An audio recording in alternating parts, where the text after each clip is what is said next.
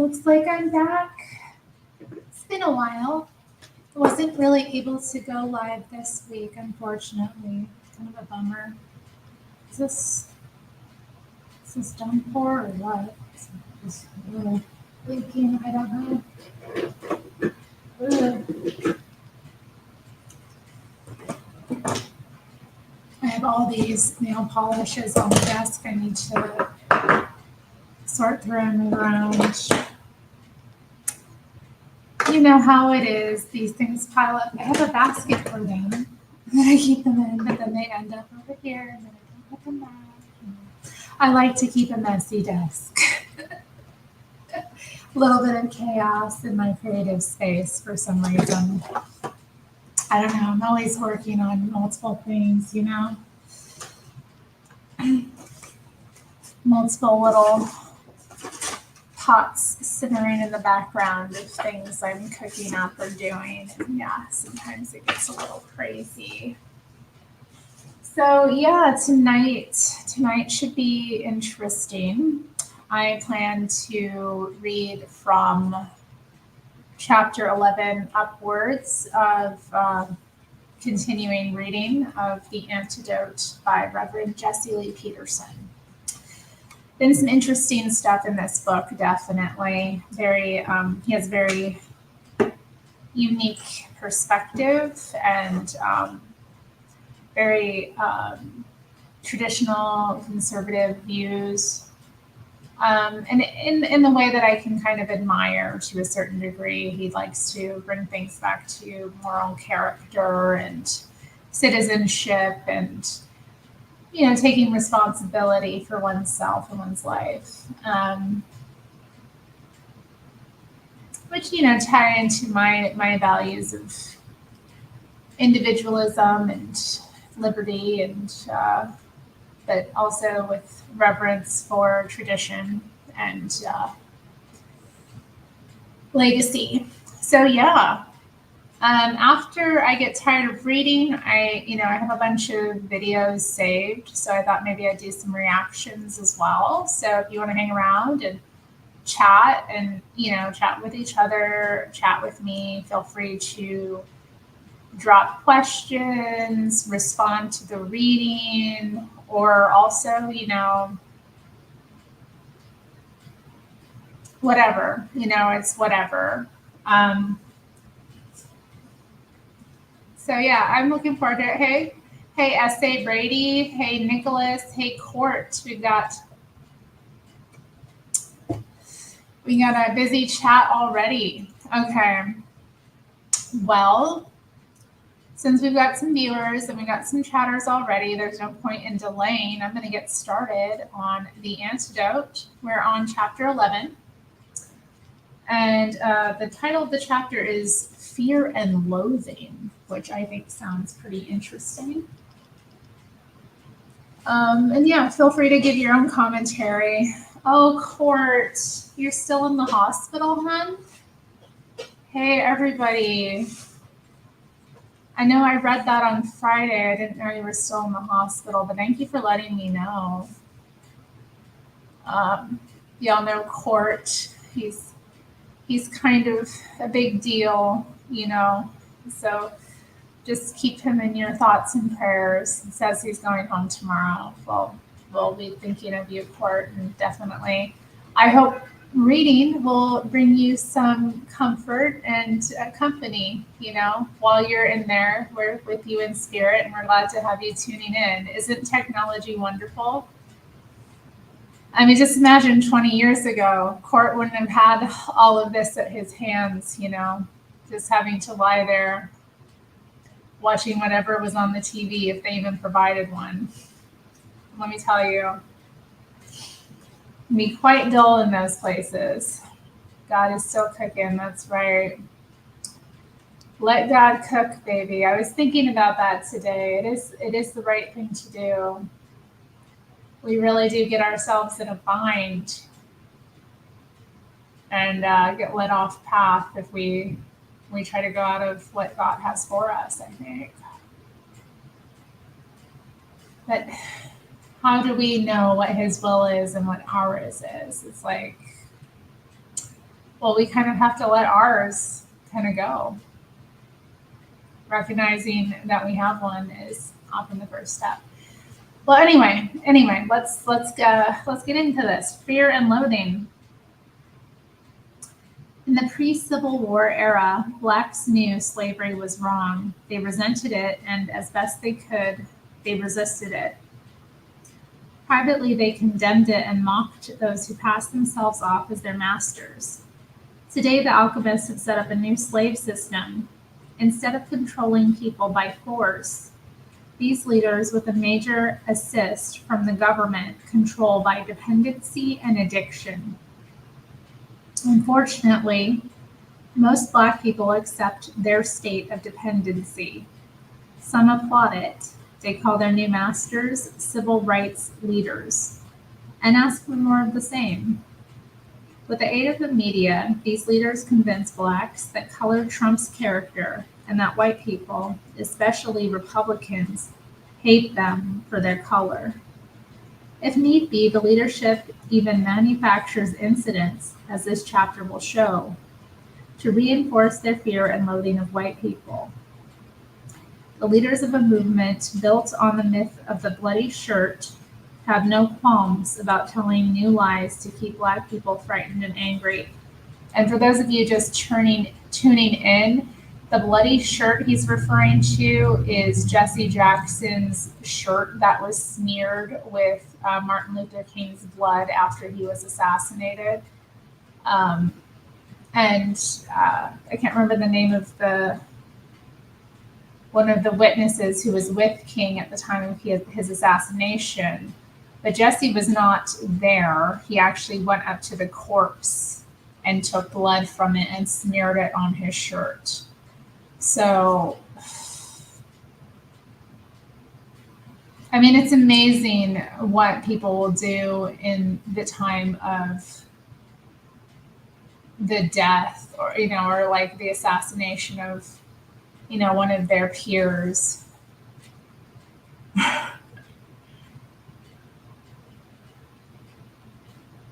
Jesse Jackson is a mess. We have some comments. People liking my hair. All right, thank you. Modern Gentleman loves it.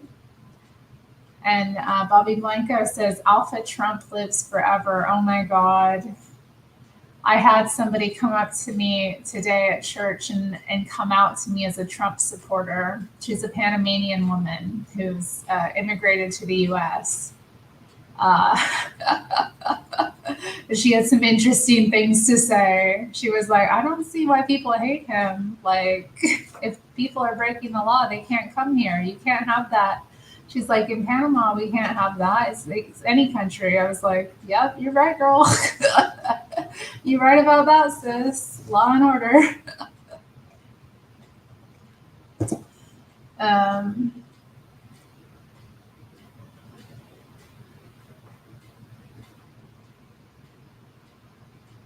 Hello, Irish Repub. I can't believe how they're acting. The weakest people talking like they want to fight. Oh, I don't know what you're talking about, maybe. Jesse Jackson, the question is moot. All right. Anyway, I got off topic.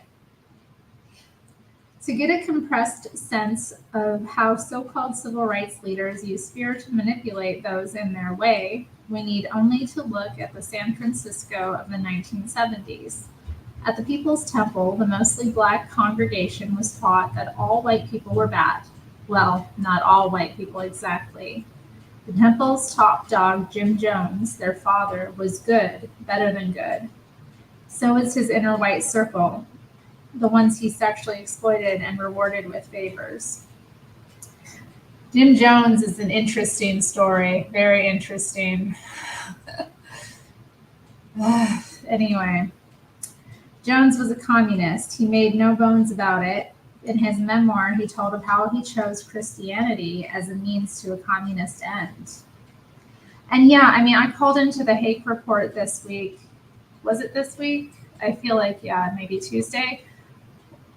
Yeah, but I think it was this time, but we talked about this, a lot of people Christian circles are not, I mean, they're full of socialists and communists and people of those kind of mindsets. It's kind of interesting people think otherwise. And I was even having a conversation yesterday with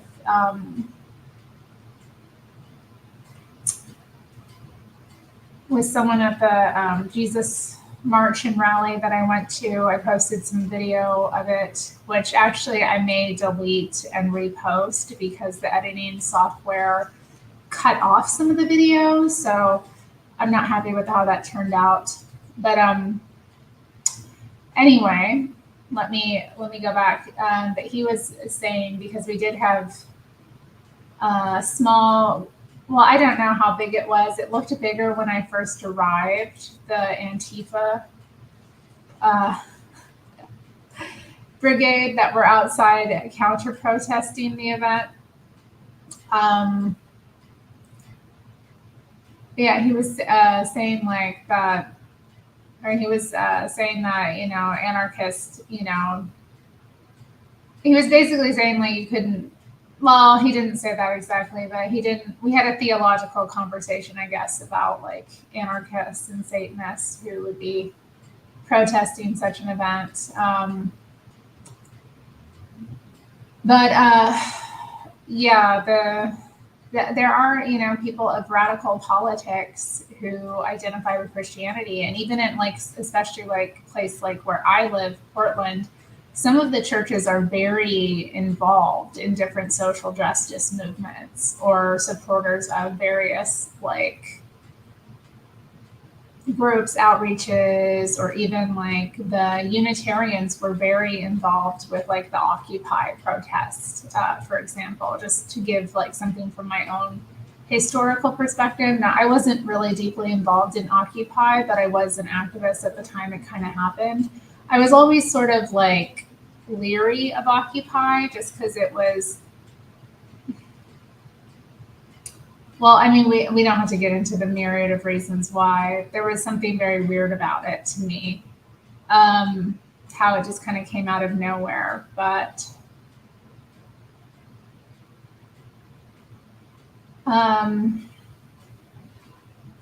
yeah, I did attend some workshops with Occupy because that was something that they did have in the city. They had like tons of workshops everywhere. And I did attend a few that were at the Unitarian church. And so, you know, there's other churches around town as well that, you know, will, you know, have political messages on them, that kind of thing. And like even some of I knew an anarchist woman years ago who was an ordained pastor. I don't remember what her denomination was, but she wore like a collar in her work. She had a YouTube channel, actually. That's how I met her. She was like an old YouTuber. She's since deleted everything, which is kind of a shame because she did make some pretty interesting content, actually. She was an anarchist and like, you know, but she was also a pastor, but like the content she made was just like very interesting and universal. It wasn't really about her politics necessarily or her faith. I don't know. So I do miss her. Quinn, wherever you are, I'm wishing you well. But hi, Stacy. Oh, Frederick. Blessings from the Pharaoh gang.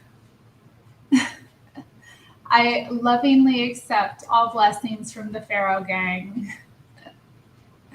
We was sparrows and we will be again.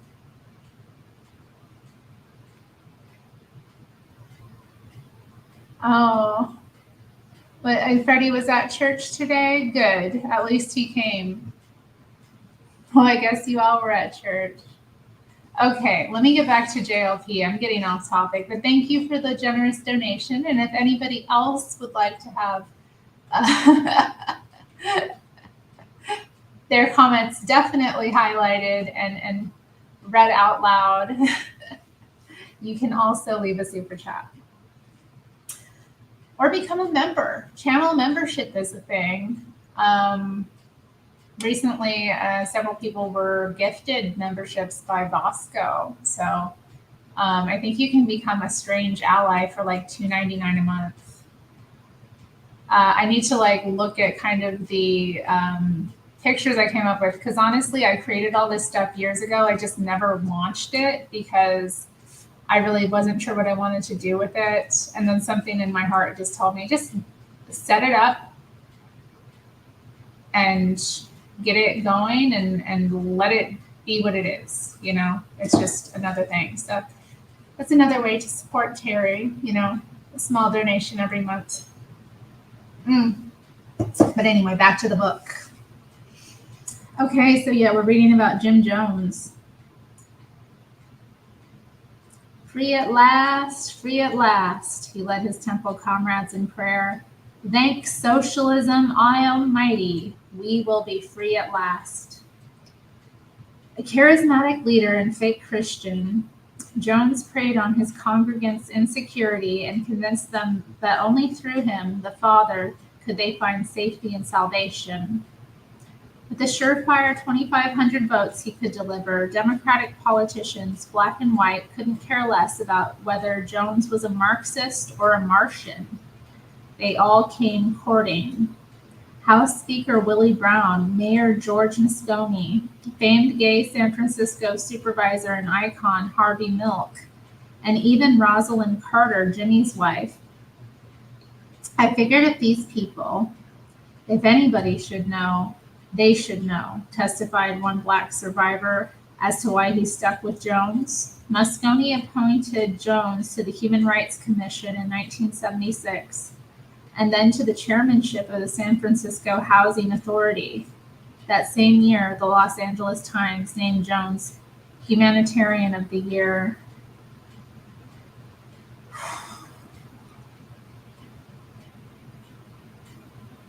I'm sorry, it kind of hit me that this like person was so well ingratiated with like the power structure. I didn't know that he had, Housing Authority, Human Rights Commission, you know.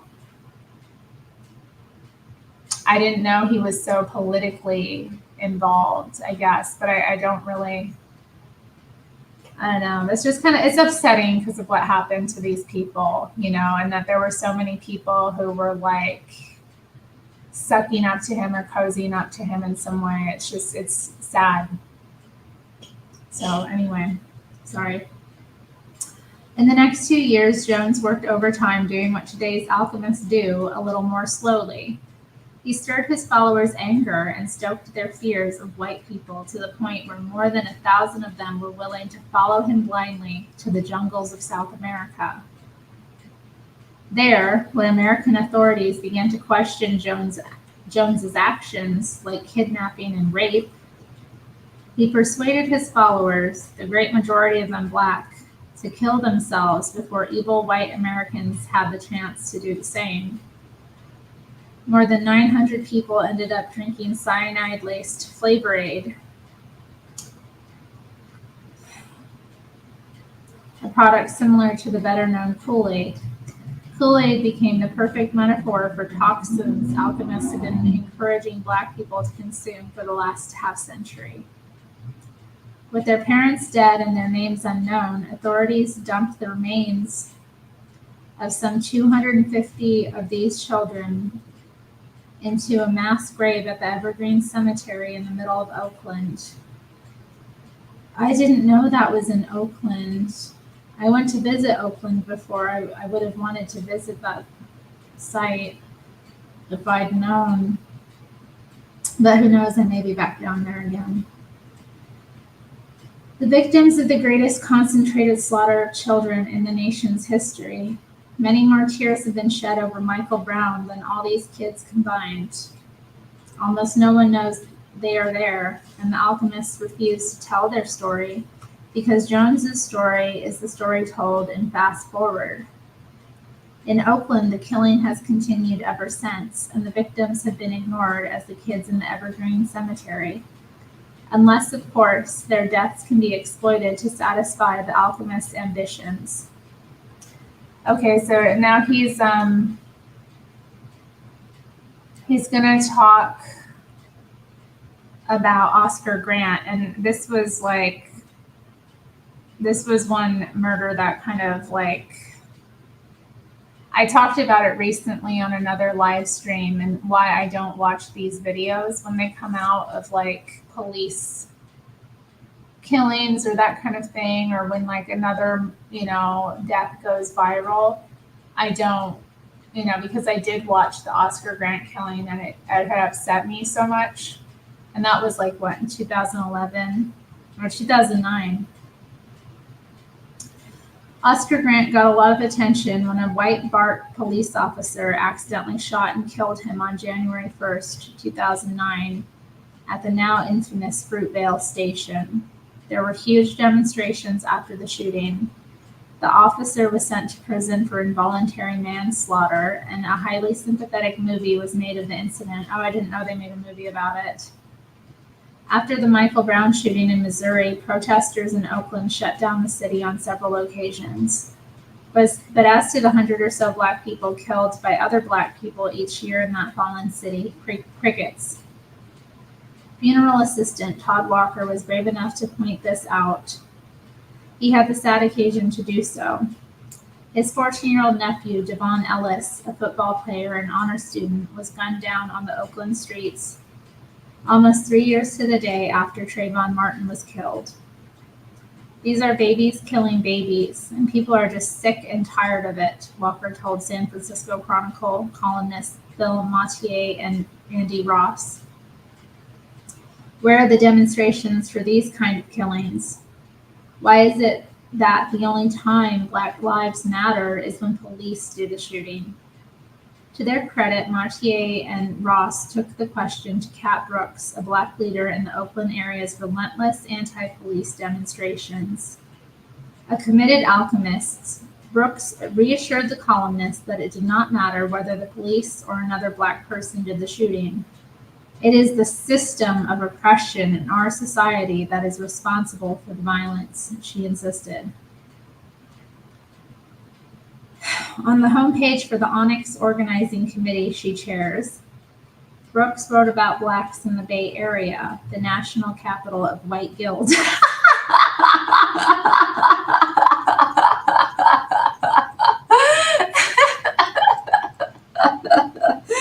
Oh, that's funny. Okay, let me read that again. Brooks wrote about Blacks in the Bay Area, the national capital of white guilt, as if she were writing about Jews in Nazi Germany. Of course, Black people are being profiled, she observed. The same way Blacks are being pushed out, displaced from our homes, and locked out of job opportunities. Scarier still, people seem to believe her and follow her lead. For all her venom, Brooks served up an unusual dose of honesty in answering the question Walker and the columnists posed. Said Brooks, I put out a press release on a police shooting. The phone rings off the hook. When I put one out on intercommunity violence, we're lucky to get 2 calls. In attempting to explain why her white allies ignored Black-on-Black crime, Brooks speculated that such incidents can't be directly tied to the struggle of class issues and to the issue of climate violence. As Brooks revealed, the media have a history of shielding their audience from stories that reflect badly on the way their fellow alchemists have treated Black people. On April 19, 1993, for instance, the Clinton administration ordered a tank assault on a religious community in Waco, Texas. Waco! Oh man. The media had convinced America that the members of that community were crazy, white, right-wing rednecks who deserved what they got. In fact, 39 of the 74 people killed that day were racial minorities. Wow. That's a pretty big number. 27 of the 39 were Black. Okay, wow. I didn't know that. 20 of the dead were children. I did know that. Neither Al Sharpton nor Jesse Jackson has ever said a word about the Waco dead. Hate to make the president look bad after all. The Clintons. The alchemists continue to manufacture incidents to keep blacks angry and resentful. One major such incident occurred just a few years ago when Obamacare was coming up for a vote by Congress. On that day, March 20th, 2010, thousands of protesters, mostly white but not all, surrounded the Capitol. Now, usually members of Congress take a tunnel to get from their office building to the Capitol and back. But that afternoon, a few members of the Black Caucus hoped to provoke an incident by walking through the crowd. The crowd yelled, "Kill the bill," and other such things. But none of the many videos of the event picked up a single racial slur. That did not matter to Andre Carson of Indiana, one of the few Muslim members of Congress. When Carson reached the Capitol, he told reporters that he and Congressman John Lewis heard the N-word at least 15 times, hundreds of people. Think about this for a second. Today, white people almost never use the word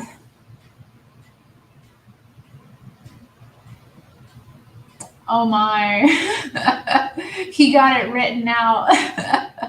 Dare I read it?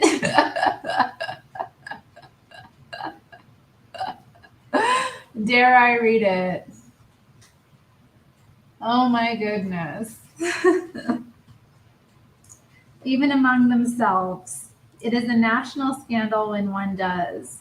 Most whites have never witnessed a white person calling a black person N-word or any other racial slur. The media knows this, and yet some of them at least were willing to believe that hundreds of white people were yelling N-word at these two congressmen, one of whom, Lewis, was a veteran of the real civil rights movement. Hard R, Terry. I know, I'm not comfortable reading. I mean, reading it out like 4 times as well. Like, there's reading it once, but then again and again. Like, I'm just not up for it. I'm not up for the N-word today. Maybe I will have strength for it another day.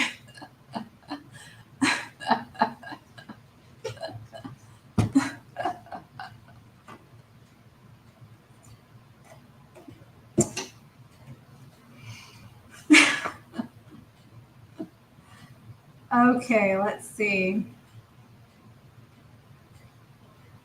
On the way back from the Capitol to the office building, maybe a dozen other members of the Black Caucus accompanied Carson and Lewis.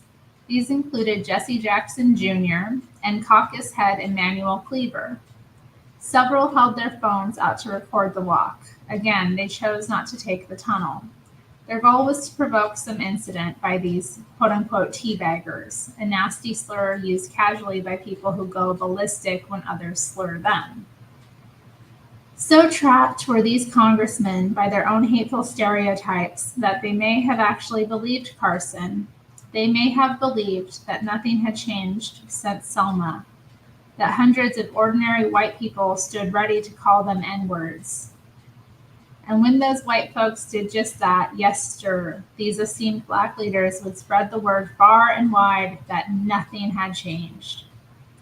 You see, if nothing has changed, Blacks absolutely need stand-up leaders like Sharpton and Jackson, Carson and Cleaver to protect them against Republicans and the Tea Party and white people in general. On the way back with cameras rolling, nothing happened. Well, almost nothing. Without looking where he was going, Cleaver walked up the steps of the Cannon office building and right in front of a white man yelling, "Kill the bill," through cupped hands. As the video makes clear, Cleaver did not see the shouter and the shouter did not see Cleaver. Cleaver later told the Washington Post, "The man allowed his saliva to hit my face." Visibly angry, Cleaver poked his finger in the man's face and then continued up the steps. A minute or so later, Cleaver came back with a Black Capitol police officer. But as the video again made clear, he failed to recognize the man who was still shouting, "Kill the bill." No matter. Immediately afterward, Cleaver's office put out a press release saying the man who spat on the congressman was arrested, but the congressman has chosen not to press charges. Really? For the sake of your channel, I understand. Yeah, and you never know, like, okay, this is the thing. Somebody's going to clip it. You know, people are that petty. They will clip you saying a slur in context. They will do that. And they will try to do something with it, you know? So I'm very aware that I don't need to get myself that kind of heat.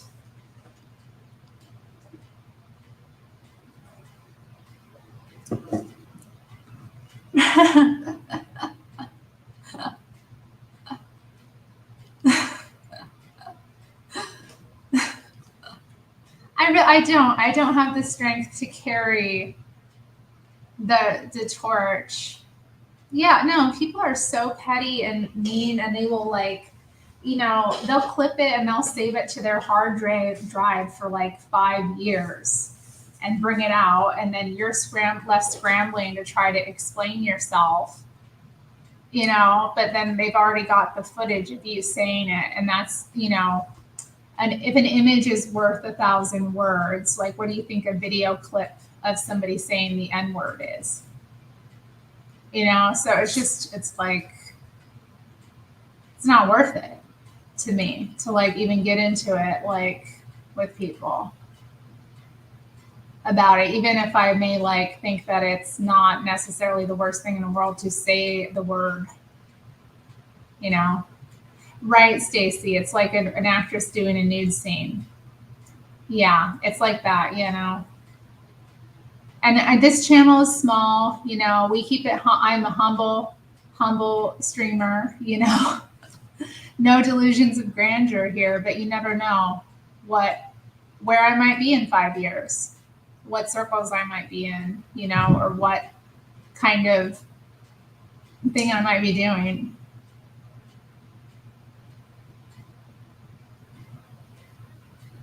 Yeah. People, yeah. And people want to assume the worst, you know?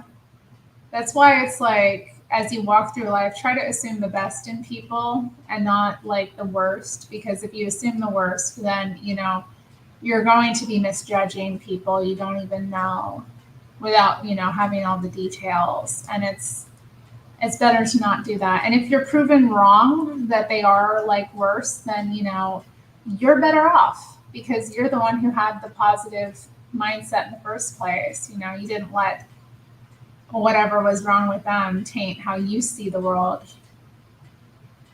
That's right, Court. I'm not going to let them black my mots. They're not blacking this mots.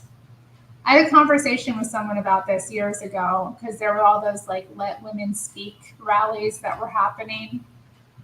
And they were getting, like, counter protested with people bringing, like, whistles and, like, really loud sounding things to try and drown out women who were, like, you know, given a public platform, basically to challenge, like, the trans agenda. It was like a radical, I don't even know if it was a radical feminist thing. I know that they participated in it, but it was, you know, this kind of, I don't know. It's hard to know what the right terminology for the, like, trans, I don't know. The feminists that are against the trans lobbying and you know, rolling back of women's sex-based rights, you know, and that this is the other thing too, like, about that. I mean, we know where I stand on that, you know. I'm very much opposed to women, like, losing Title IX protections, losing our accommodations in public, and if we don't have specific, safe, sex-based accommodations, especially like in public, we don't have access to public life. And women, those were some of the first things that women activists did in terms of like liberating women, I guess, from, completely private lives. We had to be able to use the bathroom in public, before women couldn't go out, and be out all day like men were, because we didn't have anywhere to safely relieve ourselves. And now, that's becoming the place where a lot of governmental buildings will have completely all gender bathrooms.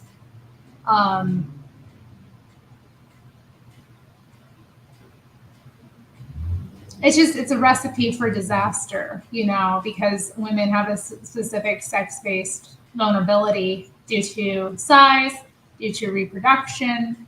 I mean, I don't want to get on my high horse here, and I know I'm like, should probably get back to the book, but like, anyway, I just remember saying to someone about like those events and what I saw happening, whereas like women were like feeling silenced, and then they would go to like have this let women speak, and then they were being drowned out. And I'm like, I'm never going to put myself in a position where I'm going to be silenced as a woman. Like at that point, I was like, I'm going to make sure that when I need to speak, it's going to be heard.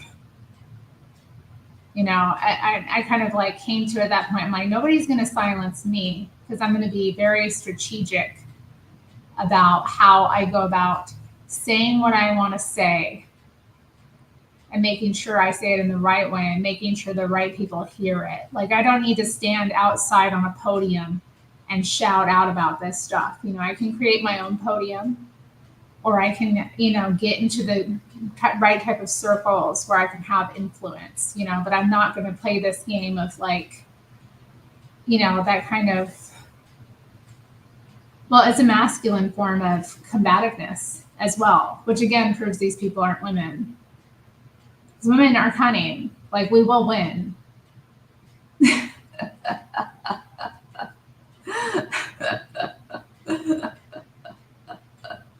Anyway, okay. Yes, of course.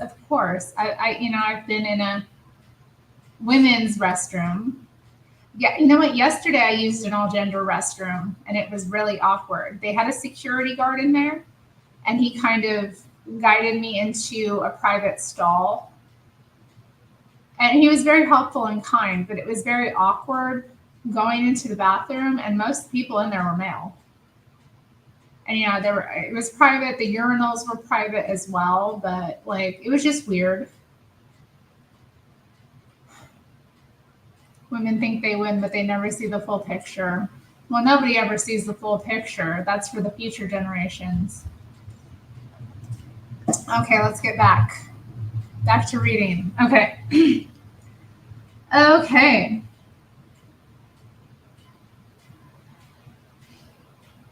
Okay, so this is the man who spat on the congressman was arrested, but the congressman has chosen not to press charges.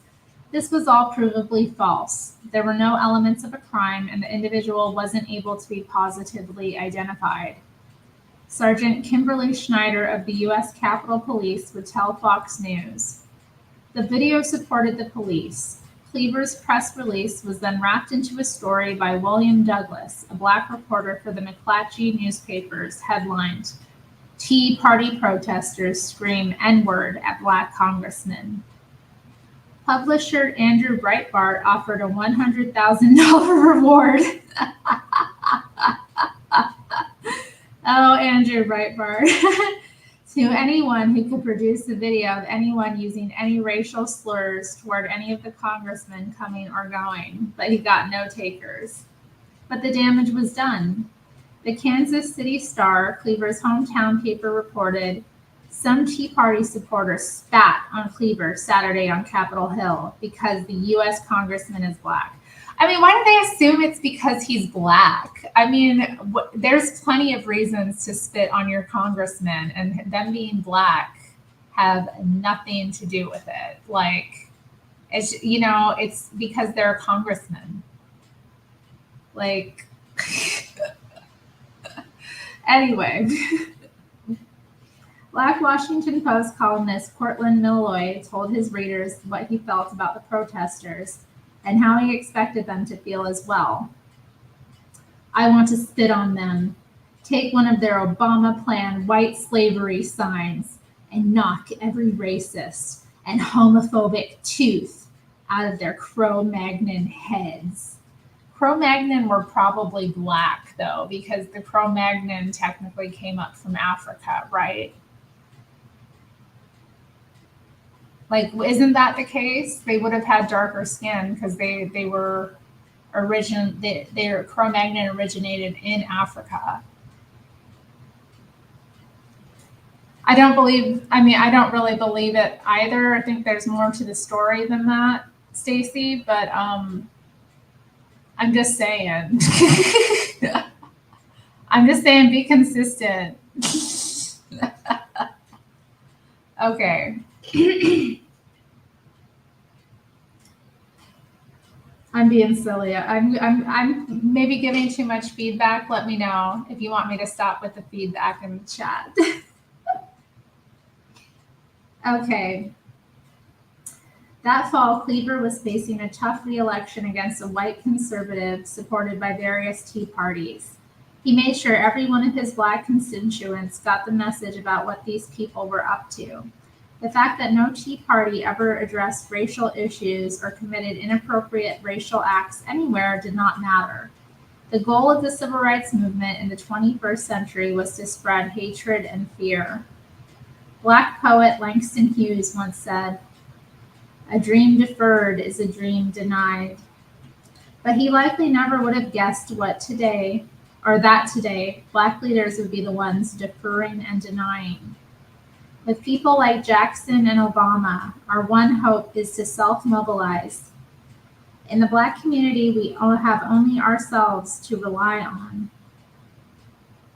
Out of respect for the values we once held dear and the strength we once had as a people, we are obligated to attempt with all of our hearts to restore the values of our ancestors or die trying.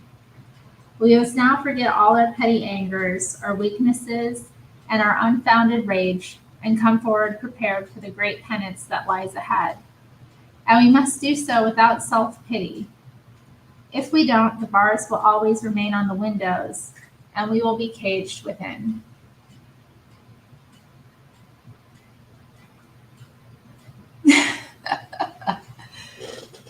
Pro-magnificent.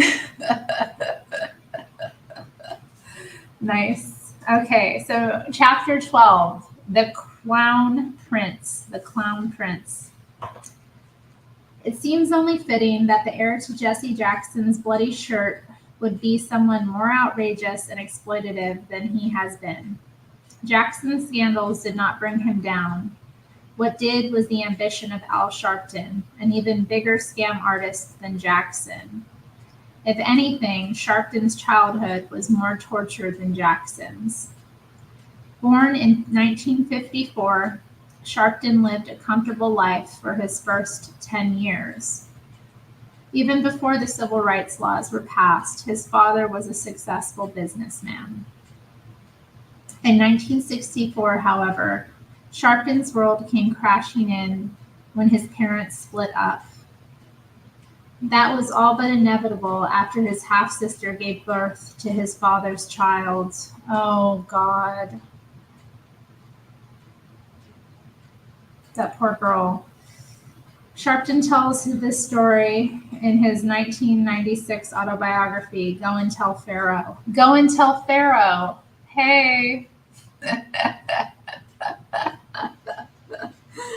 I had to watch my mother, whom I loved more than anyone, live with the fact that her daughter had stolen her husband and that the two of them had given life of a child out of wedlock. He writes, to this day, I don't know how she lived with the humiliation.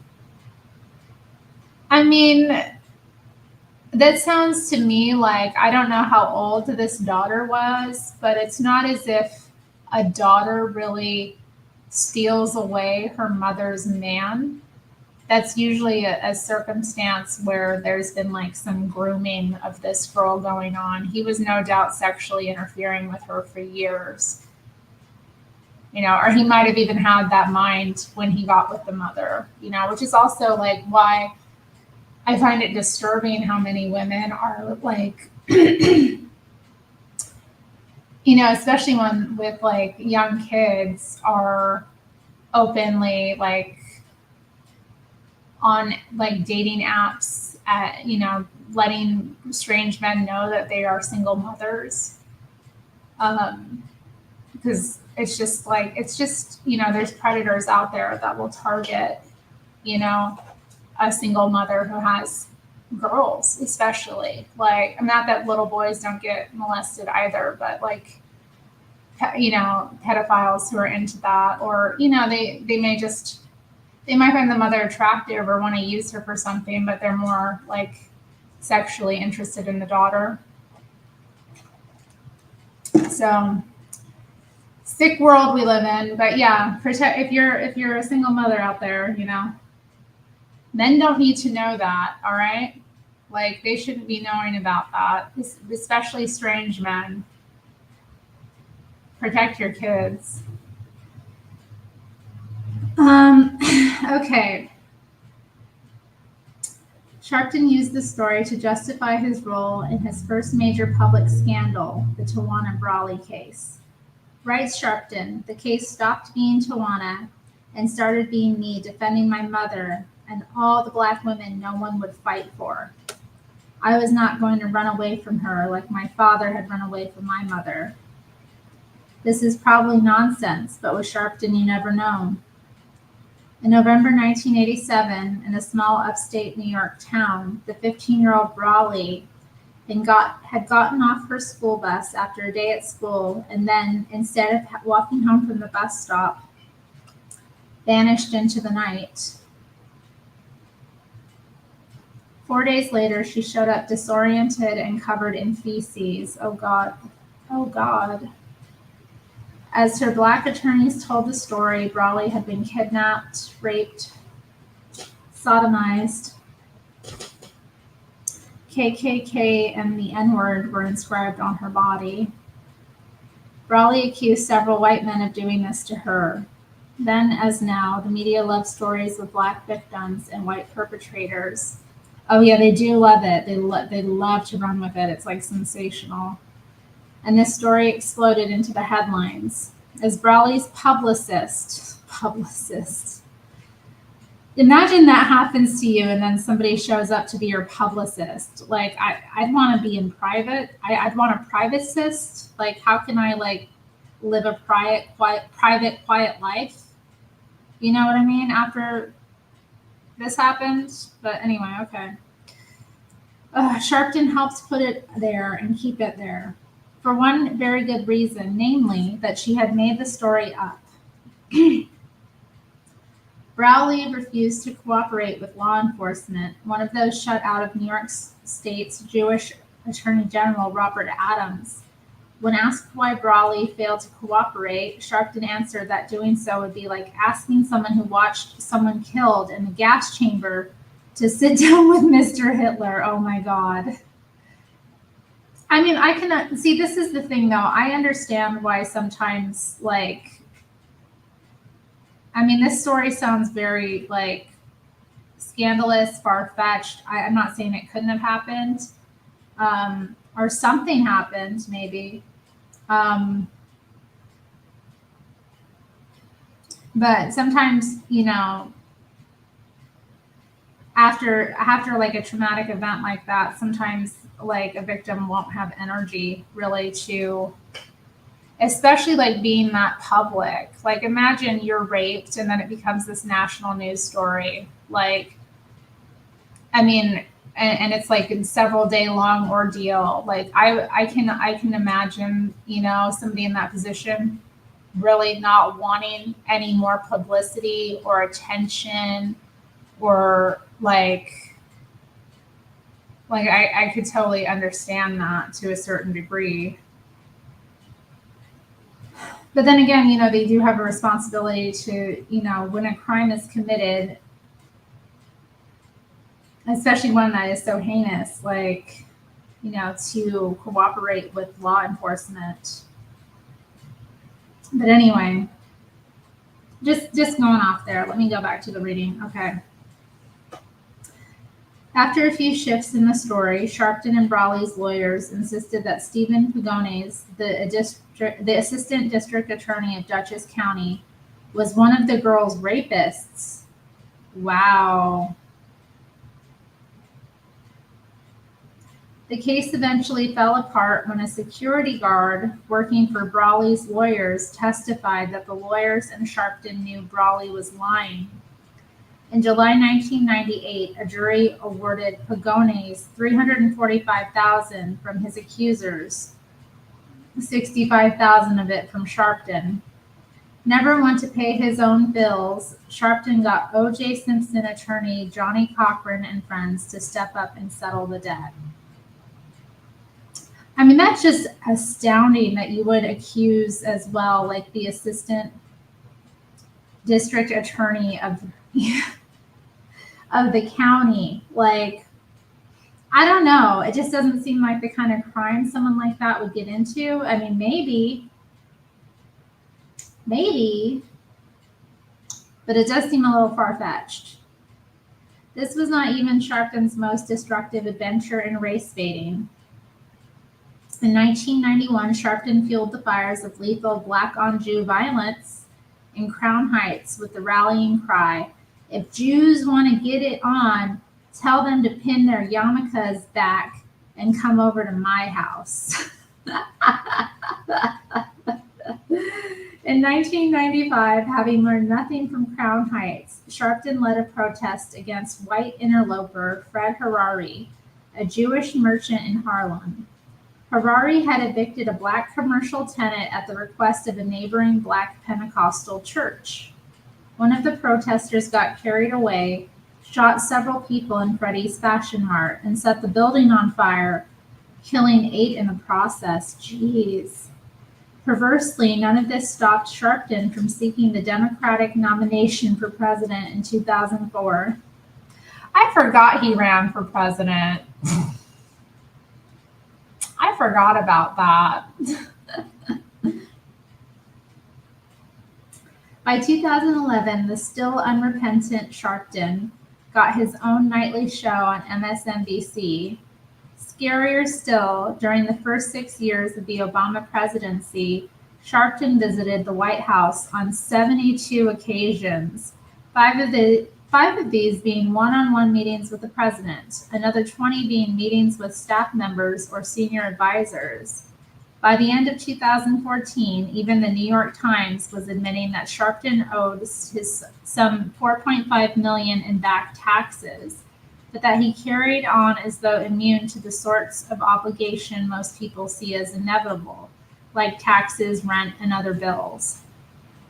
For all their deviousness, Jackson and Sharpton remain the public faces of the civil rights movement, now nearly 50 years into its bloody shirt phase. Today, if a white man says something that race hustlers find offensive, he is expected to go kiss the ring of one or both of these hucksters. All that this really accomplishes is to show the supplicant's weakness and strengthen the hands of Jackson and Sharpton. You might remember the case of prominent radio talk show host Don Imus. In 2007, the veteran shock jock offhandedly called the girls' basketball team at Rutgers University a bunch of nappy-headed hoes. This was not a very nice thing to say, but Imus made a career of saying not very nice things, and that never stopped prominent media people and politicians from appearing on his show. This time, Sharpton took exception, and Imus promptly headed to the studios where Al Sharpton hosted his own radio show. You might recall that this was the same Al Sharpton who slurred the Jews in Crown Heights and mocked the ancient Athenian scholars as Socrates and them Greek homos. As you might expect, Al Sharpton called Imus's comments abominable and racist. Imus fell all over himself apologizing. Our agenda is to be funny, and sometimes we go too far. And this time we went way too far, whimpered Imus.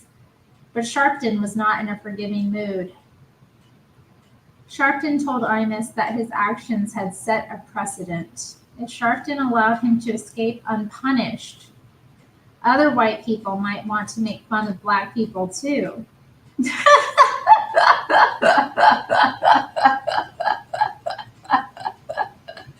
Isn't it funny? Oh no, not even with that. So Sharpton told Imus he planned to petition the FCC and Imus's sponsors and make sure dues were paid. Sure enough, the very same day, CBS Radio suspended Imus for 2 weeks. That move did not satisfy Sharpton and his fellow travelers. 2 days later, CBS fired Imus. He says he wants to be forgiven. I hope he continues in that process, said Sharpton. Meanwhile, Jesse Hymietown Jackson called Imus's termination a victory for public decency. Can anyone still be wondering why I say the civil rights movement is dead? What Black people refuse to see is that today they do not need these charlatans. Black people are not just free, they are freer than white people. Whites always have to watch what they say, Blacks do not. Black comedians, for instance, can tell jokes about white people right to their faces, and whites are expected to laugh. Thank goodness for Black comedians. If not for them, no one would be able to point out the occasional absurdities of Black culture. If a white person tried, he would be off the air quicker than you could say Kramer from Seinfeld. Okay, but Kramer was different. Kramer was different. Kramer from Seinfeld. Oh my. He really messed up. We wish him well, though. We wish him well. I know, where was I? In time, women, Hispanics, gays, Muslims, and anyone else who fashioned themselves a minority, a ridiculous concept, caught on to the sensitivity game. They too wanted to be offended and reaped the rewards. For political reasons, Black leaders supported these other minorities, even if it meant selling out Black citizens to do so. This has never been more obvious than in the support of Black political leaders for illegal immigration. This only makes sense if Black leaders see their primary allegiance not to Black America, not to America in general, but to the Democratic Party. They look at people sneaking into the country, illegally taking jobs that poor Blacks and whites might have otherwise had, and see only future Democratic voters. For a while here in Los Angeles, some decent Black people rallied against this illegal activity, but their protests fizzled in part because the media did not want to hear them. Most just gave up and learned to accept things as they were. Like grateful slaves, too many Black people still vote for those political leaders selling their jobs down the river. Sad but true. They are nearly as brainwashed as the residents of Jonestown. It took a Black sportscaster, Stephen A. Smith, to point out that Hispanics were being courted because neither political party could take their votes for granted. Black voters, however, had no such leverage, said Smith, because one party knows they've got you under their thumb. Smith went so far as to suggest that Blacks should try voting for Republicans in one election just to show their independence. Smith made few friends, said one typical respondent. And to think the shoe-shining race trader Massa ass-kissing BYT bitch-ass, okay, sorry, I misread that, bitch-ass Sambo Butler is actually serious.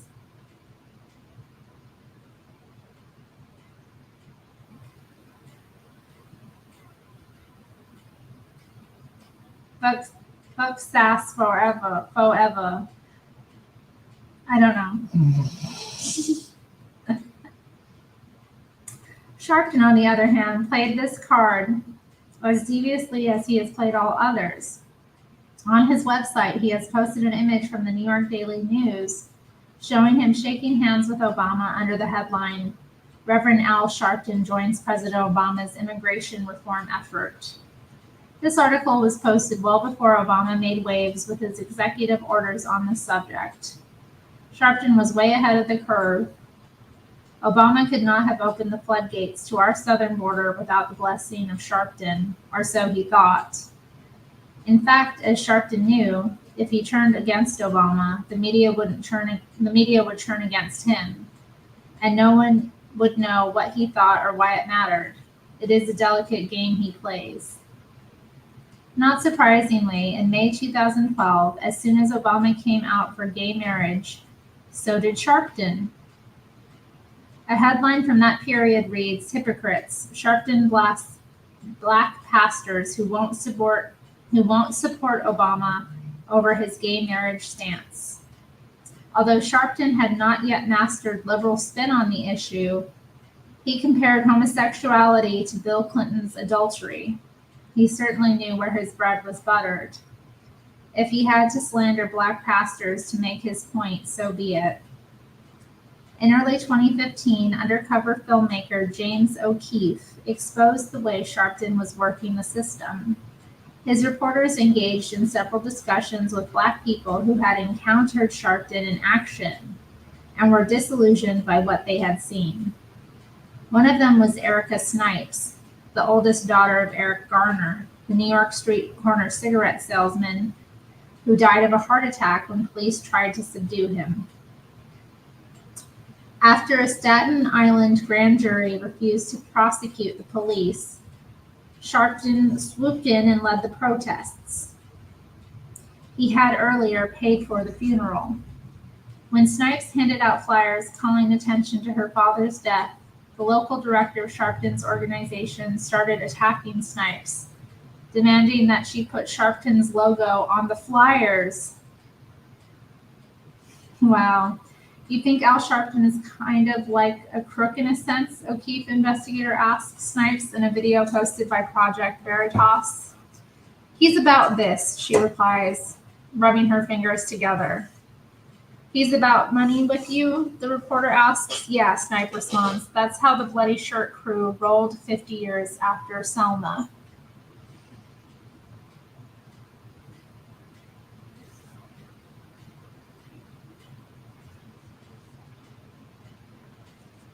Can I stream Uncle Tom? I don't know, maybe. I'm not going to, though. All right, so we've gotten through 2 chapters. I think I'll read the next chapter and then I think close out the reading for today and then move on to my other stuff I wanted to look at, maybe respond to or talk about. Chapter 13 is called Killing the Mockingbird. Hello, Calvin Spready, aka Stephen.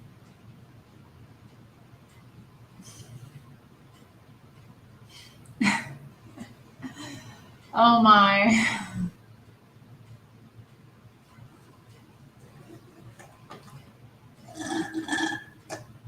He's having a good time with that account. Okay. If Black Americans, all Americans for that matter, are to save the nation, they have to reject the culture of blame. This culture leads to a false sense of entitlement, an unquenched fury, and an alienation from conscience and country. The blame mentality infects Americans of every race, putting us at odds with each other, Black versus white, women versus men, children versus parents, poor versus rich, and dragging our nation to the brink. Indeed. I remember following the trial of Eric and Lyle Menendez here in Los Angeles some 20 years ago. These were two young men who had everything they wanted, but wanted more. In the weeks after killing their affluent parents, but before they became suspects in the murder, they spent some $700,000 on all the material things their parents had denied them: cars, clothes, watches, and the like. Once arrested, there was no accusation too depraved for them to lay on their dead parents to excuse their own cold-hearted greed. In a sick way, they reminded me of the boy in the old story who killed his parents and threw himself on the mercy of the court as an orphan. The Menendez brothers refused to accept blame for anything. Blame was for suckers. Their attorneys, of course, encouraged them. Some years before that, in another high-profile case, then-Senator Ted Kennedy ducked and dodged mightily to avoid responsibility for the death of a young woman who drowned in a car that he had been driving. Ted Kennedy's another one.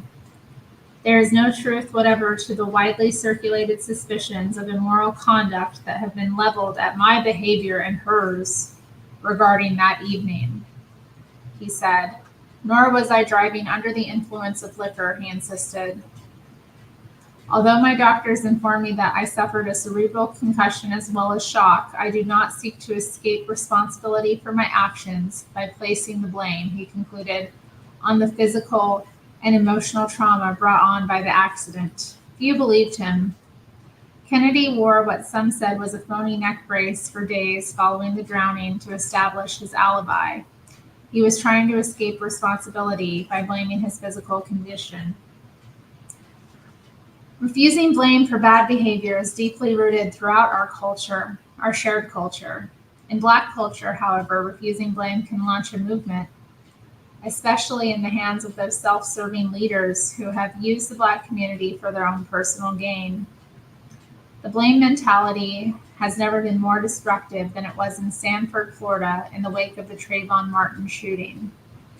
In the past, alchemists had specialized in declaring the obviously guilty innocent, especially if the accused were minorities. The practice dated back to the 1920s with the case of Niccolo Sacco and Bartolomeo Vanzetti, two Italian anarchists justly accused of murder.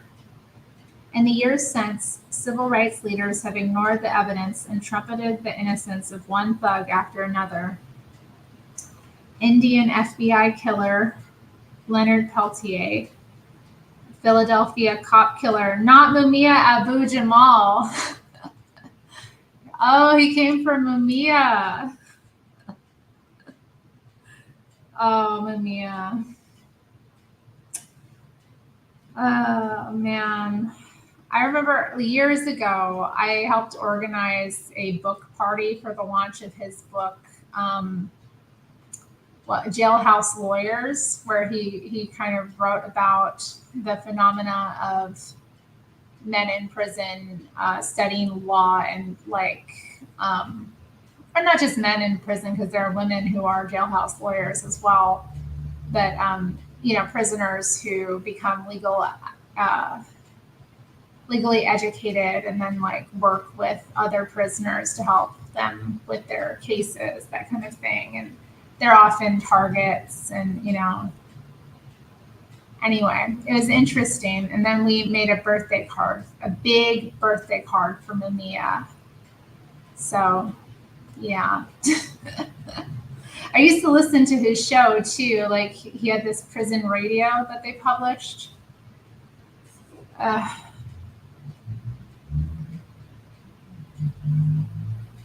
don't know. I feel like he was set up though. I don't know. I think there's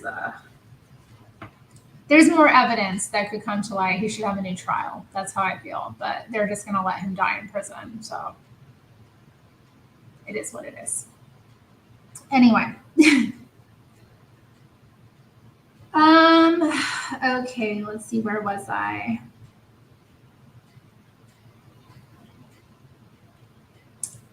Pathetically, in 1995, many in the civil rights community and a whole lot of ordinary Black people cheered when the conspicuously guilty O.J. Simpson was acquitted by a largely Black jury here in Los Angeles.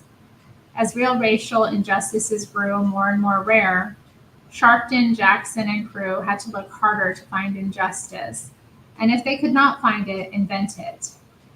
In September 2007, for instance, Sharpton and Jackson led a march in a tiny Louisiana town called Jena that drew some 20,000 clueless marchers. They were there to demand justice for the so-called Jena Six, and this is starting to sound familiar. All of them Black and students at the local high school. The Jena Six first made the news nearly a year earlier when one of them, Michael Bell, sucker punched a white student and knocked him senseless. Oh my. The other 5 kids then kicked and stomped the victim while he lay out cold. Jackson and Sharpton knew the facts but came to protest the punishment. At the time they arrived, only Bell, who had been convicted of aggravated second-degree battery, was in jail. With the media's help, they tried to portray Jena justice as something right out of Mississippi Burning. It just did not take. Their efforts fell flat in part because Michael Bell had 4 prior arrests for violent crimes before he assaulted his fellow student. He did not make for an attractive poster boy, nor did his thuggish friends. What happened to George Zimmerman was of a different order. After the shooting, the civil rights community, aided by the White House and Obama's Justice Department, called for the head of a man that Obama and the DOJ at least knew was not guilty. It is one thing to call the guilty innocent. It is altogether scarier to call the innocent guilty. In the movie To Kill a Mockingbird, liberals like to see themselves as Atticus Finch, the noble lawyer holding off the lynch mob with his courage and his shotgun. They do like to see themselves that way.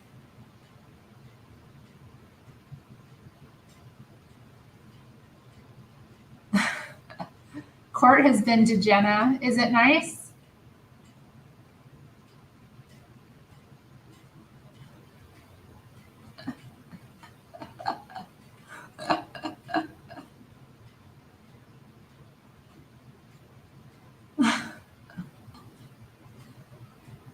Okay, so Court got a sponge bath from his attractive nurses. I don't know if they're the same nurses as the other day, but good for him.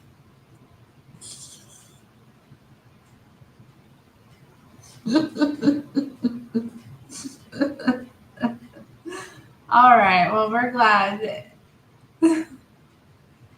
you've gotten freshened up. Court has freshened up and he's back.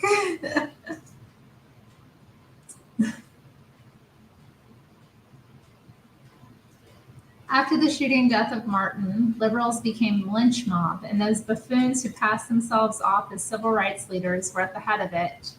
Sharpton and Jesse Jackson most conspicuously. Jackson was in Europe on a political fundraising gig when the Martin shooting surfaced. So Sharpton made his way to Sanford and took ownership of the protest before Jackson could hustle home. Upon his homecoming, Jackson tried to tie up the rhetorical ante.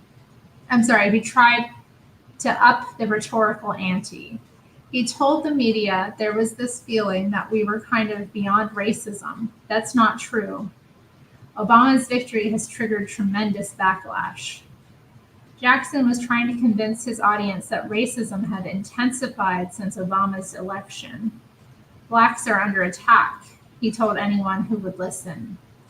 3 days after arriving back in America, Jackson was down in Sanford with Sharpton, leading a march and vying with Reverend Al to see whose shirt was the bloodiest. By this time, Sharpton had an advantage. He had a daily talk show on MSNBC, and he used it to spew whatever madness came to mind. That madness was intimidating enough to persuade state officials to charge Zimmerman with second-degree murder. while Sharpton, Jackson, and the other alleged leaders of the movement, like Ben Jealous of the NAACP, were misbehaving in traditional ways, the fringe players of the movement were getting scary. The new Black Panther Party, for instance, offered a $10,000 bounty for the capture of child killer George Zimmerman and passed out wanted dead or alive posters.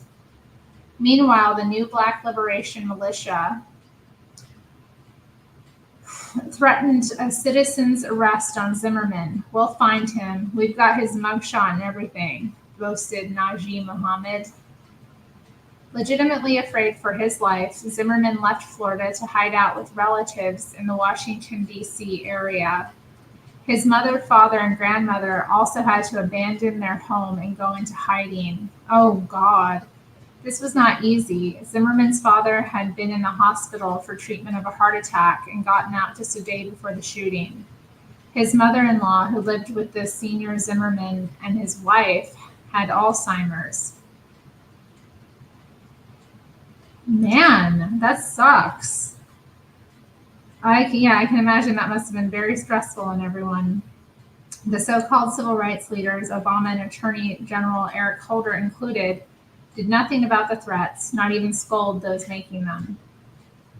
Although Sharpton and Jackson had originally demanded only an arrest and a trial, they really wanted Zimmerman's head and were outraged when he was acquitted. I do not accept the verdict, Jackson shouted from the rooftops. Not one Black lawyer on either side, not one Black on the jury, not one male on the jury. And so something about it was stacked from the very beginning. Wow, there wasn't any men?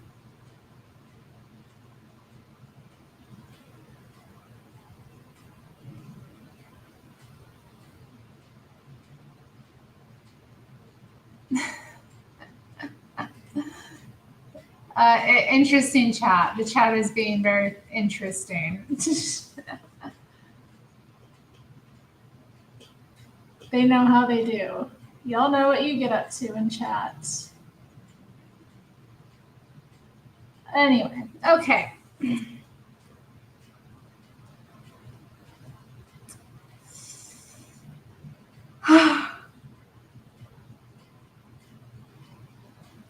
The fact is that one out of the six jurors was Black in a county in which only 1 out of 10 citizens was Black. For Al Sharpton, the verdict was an atrocity. He blamed the jurors. What this jury has done, he said, is establish a precedent that when you are young and fit a certain profile, you can be committing no crime and be killed, and someone can claim self-defense. Then, without intending to, Sharpton admitted that without pressure from his mob, the state of Florida would never have indicted Zimmerman. Said Sharpton, we had to march to even get a trial, and even at trial, when he's exposed over and over again as a liar, he is acquitted.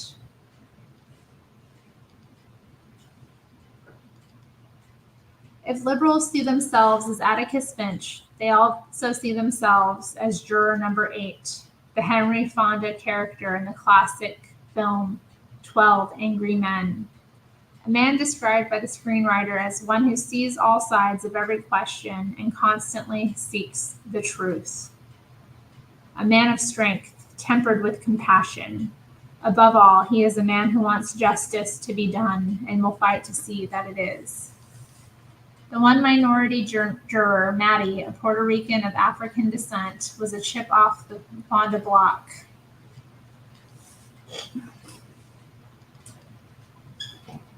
Excuse me.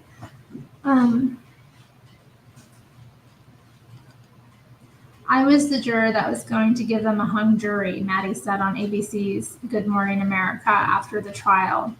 But after reviewing the evidence for 16 hours, she voted to acquit Zimmerman. Said Maddie thoughtfully, as the law was read to me, if you have no proof that he killed Martin intentionally, you can't say he's guilty. This was not exactly the way the law was read to her, but it was a good approximation. Many in the civil rights community did not appreciate Maddie's attempt to be fair. Maddie told the Inside Edition audience, "I've had death threats." On Facebook, someone wrote, "I'm going to feel the same pain as Trayvon Martin's mom, which means I'm going to lose my son." Maddie is the mother of 8. The blowback cost her her job in a nursing home, her home, and many of her friends. "My whole life has fallen apart," she said. Jeez.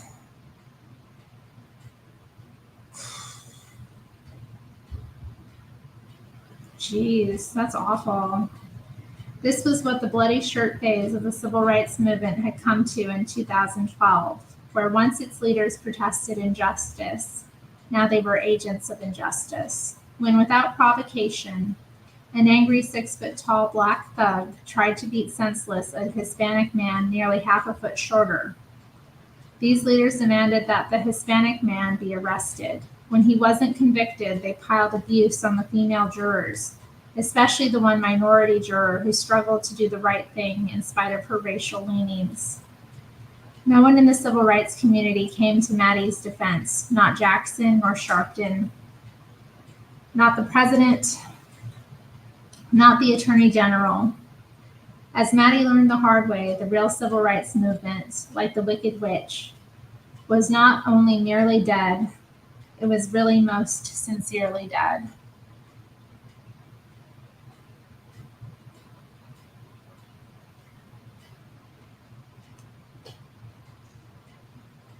President Obama showed just how dead the movement was with his formal remarks on the occasion of a White House celebration of Black History Month in 2015.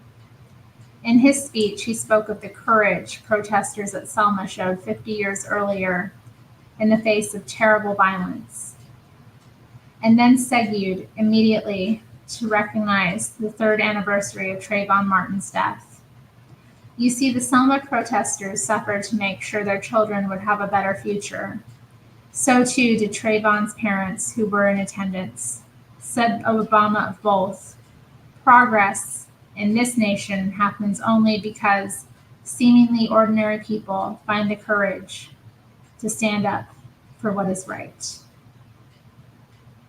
Just the day before, after dangling a sword over George Zimmerman's head for 3 years, the Department of Justice announced it was not going to charge Zimmerman, himself an Obama supporter and civil rights activist, with a hate crime. Trayvon's mother, Sabina Fulton, was not happy. "Looks like this is our new history," she said. "This is like what is going on now, that they're not holding the person that shoots and kills our young people accountable for what they've done." If Fulton's words are an example of standing up for what's right, we are living in a strange new world. Let me recap the highlights. Fulton and her husband split when Trayvon was 3. He spent most of the next 12 years with his father and stepmother until his father abandoned the stepmother. He bounced back to Sabina's house, but she kicked him out after a few months before his death. After his 3rd suspension from school in 1 year, now forced to stay with his father's new girlfriend in a strange city, he got high, was wandering in the rain, got angry when Zimmerman took note of his suspicious behavior, and gratuitously attacked him. Refusing to accept any blame for her son's death, Fulton played along with the storyline that her son was the victim of a corrupt criminal justice system. This was all bad enough, but what made it worse was that Obama saw fit to invite Fulton to the White House and honor her for her courage. Courage? Zimmerman saw Obama's speech for the racist blame-shifting it was. He took what should have been a clear-cut self-defense matter, and still to this day, on the anniversary of the incident, he held a ceremony at the White House, inviting the Martin Fulton family, and stating that they should take the day to reflect upon the fact that all children's lives matter. Said Zimmerman of Obama, "Unfortunately for the president, I'm also my parents' child, and my life matters as well. We don't set aside this month each year to isolate or segregate or put under a glass case Black history," said Obama of Black History Month. We set it aside to illuminate those threads, those living threads that African Americans have woven into the tight tapestry of this nation to make it stronger and more beautiful and more just and more free. The thread that he just wove about Trayvon Martin was false and divisive. The jury rightly acquitted Zimmerman. 2/3 of white Americans believed the jury got it right, and a smaller percentage of Black Americans believed it as well.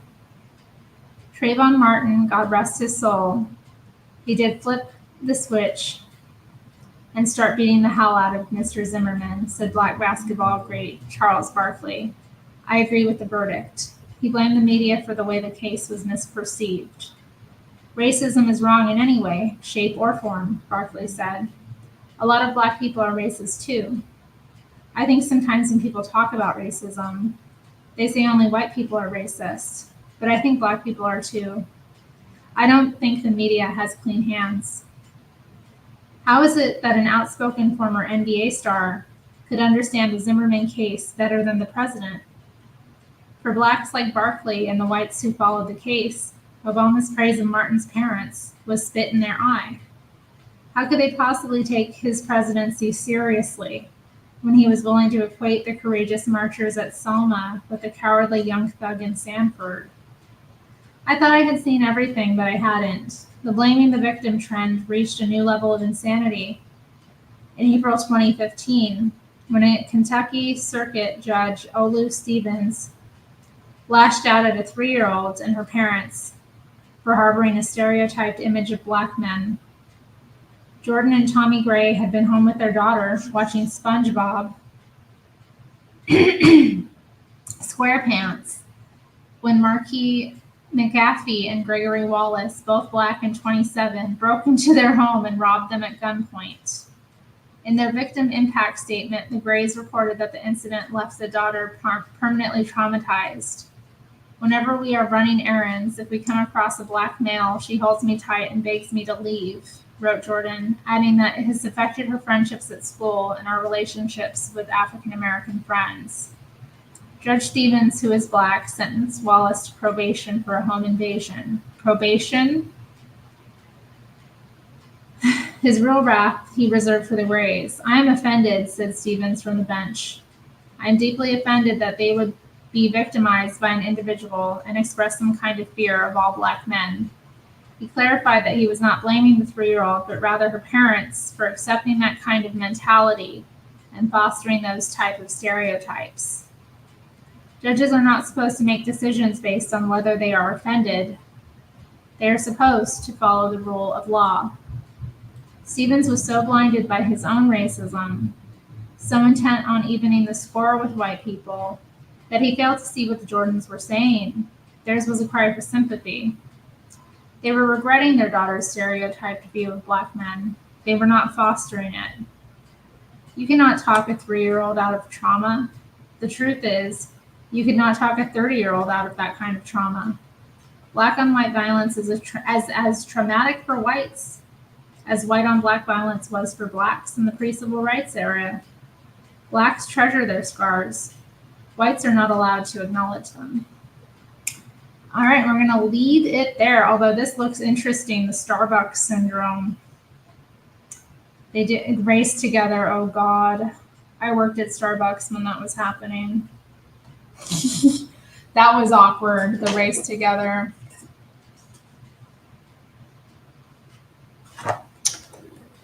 Y'all talking about pot? What's going on? I don't see much chat about the antidote.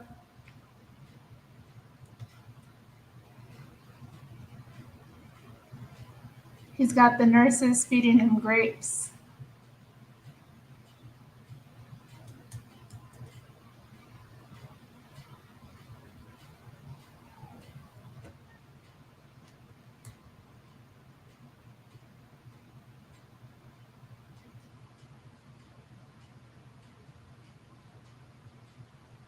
Interesting. Okay. Milk or fraps. I had a Starbucks earlier. Here's my evidence. I just finished it at the beginning. I had a iced blonde flat white. Very nice. Hadn't had one in a while. This was my usual drink. Although usually I'd have a quad. Iced quad grande blonde flat white. That was my drink. That or a like grande Pike Place with cream. Those are my usuals. And then occasionally I would get something else, but usually that was the thing. I don't really like the mocha frappuccinos.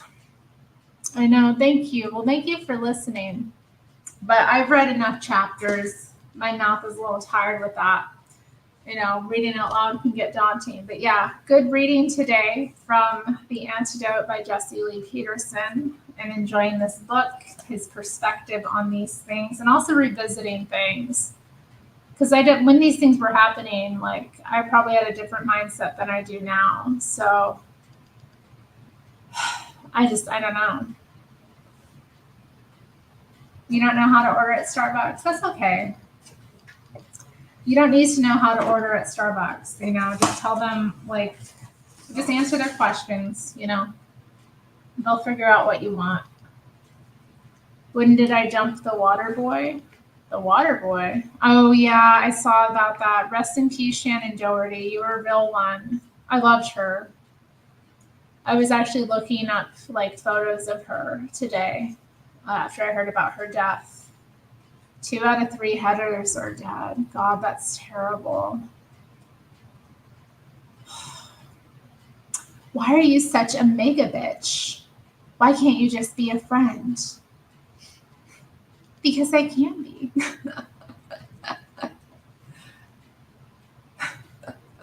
Or I love that scene when she's at the altar in Heather's, where I can't remember the main Heather is dead, and she's like, Lord, I prayed for this. Now I understand. You knew. Heather Duke, that's right. Yeah, it's been a while since I've watched that. God, how many years has it been since I've watched Heather's? It's an amazing film. It's so campy and fun. And it's just, there's nothing like it. Nothing quite like it. But anyway, yeah. Okay. Yeah, Shannon Doherty, beautiful woman, beautiful actress. She was very big in the 90s. She was on a number of things. She's in movies, TV. She was labeled difficult though to work with, and she had trouble. She definitely had trouble in her career.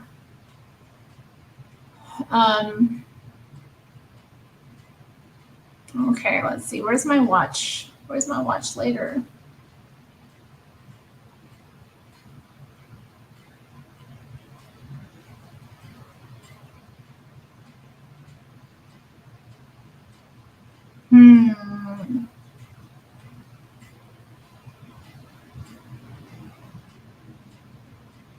Okay, yeah, I do have a number of things here. I'm looking at my watch later. I've been saving a number of things recently, so I'm trying to figure out where I want to get started.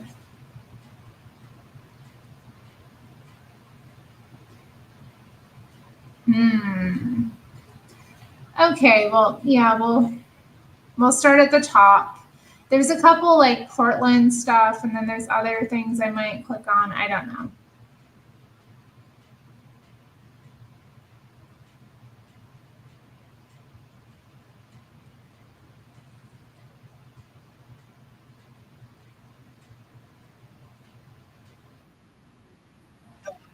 I love how it just does that. It's so irritating. Okay.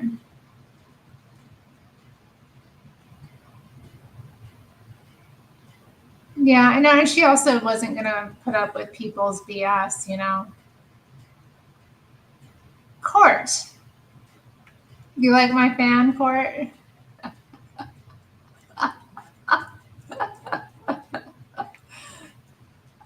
Men do love it when I get out the fan. I've noticed that it's one of those accessories that brings out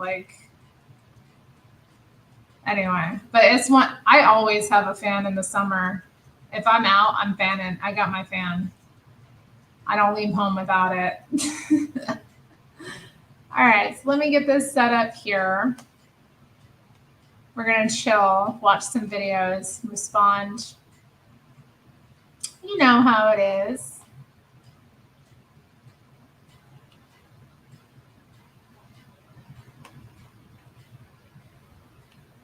Oof, it's warm. All right, so this is about a sobering center they're going to be opening in the county. So this is interesting. Project delayed. An around-the-clock sobering center in Multnomah County has been pushed back. The proposed facility where police can take heavily intoxicated people now isn't expected to be open until the fall of 2026. Dysfunction, absolute dysfunction. It's a frustrating setback, said business owner Stephen Leon, who's seen the drug crisis unfold in downtown Portland. The police need a place to drop somebody off. I hear it from the police officers. I hear it from our other community members. Oh, snap. He runs under you for men. Portland hasn't had a sobering center since the nonprofit Central City Concern shut down its facility in 2019. I think that they definitely should open something up like that, and soon. People are in desperate need. There's people dying. Like, I'm a recovering drug addict, and people forcing me to get sober saved my life. The sobering center will come after the county's planned temporary deflection center, set to open on September 1st. The building on Southeast Sandy Boulevard is a place where police can take people caught with drugs and try and get them help. It's part of the county's plan to deal with the rollback of Measure 110, helping steer drug users away from jail into treatment. They can come in, get assessed, get connected with a peer, with some services. County Chair Jessica Vega Peterson explained about 10 sobering beds will come in the spring of next year. Then the long-awaited 24/7 sobering center will open in the fall of 2026. I'm just not quite understanding why that can't be happening sooner. Yeah, I mean, so it is definitely a priority to bring sobering online. That's been a priority and a commitment of mine. It's a phased approach, Vega Peterson explained, which incorporates sobriety. But for those who help the drug addicted, like Gerard Whitecalf, a sobering center can't come soon enough. How would you like it if it was one of your family members out here that needed the service? Would you be as willing to put it off for another 2 years? The Portland Metro Chamber, which represents businesses, put out a statement urging the county to move quickly on the sobering center. It doesn't think there should be phases. Instead, business leaders argue the deflection center and the sobering center should be ready to go at the same time. Back to you. Well, we'll see if that timeline changes. Thank you, Kyle. All right, we'll pause that. Interesting. So yeah, the sobering center. And yeah, I just wanted to respond to Missing Mod here. So you have the same name. I'll look up your channel and subscribe to it. But yeah, look forward to hearing the story sometime. Are you still making content, or are you taking a break? Stacy likes to know about Portland.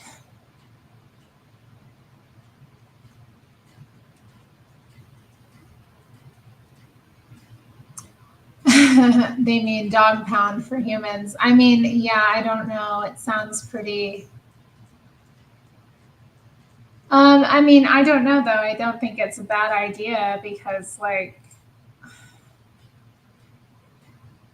but yeah, I imagine it would be a pretty grim place, honestly.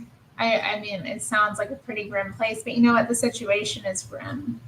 This morning and even last weekend, like on my way to church, the last two Sundays, last Sunday, I went by like a group of people just on the sidewalk, openly like doing drugs. And one of them had a like very frightening looking knife in his hand that was kind of pointed outwards. And I just like scooted past them, with minding my own business. But I don't like to be exposed to that. And sometimes like you get chemical whiffs from like people doing drugs, and you don't know what they're doing or what you're being exposed to. And then this morning when I went out,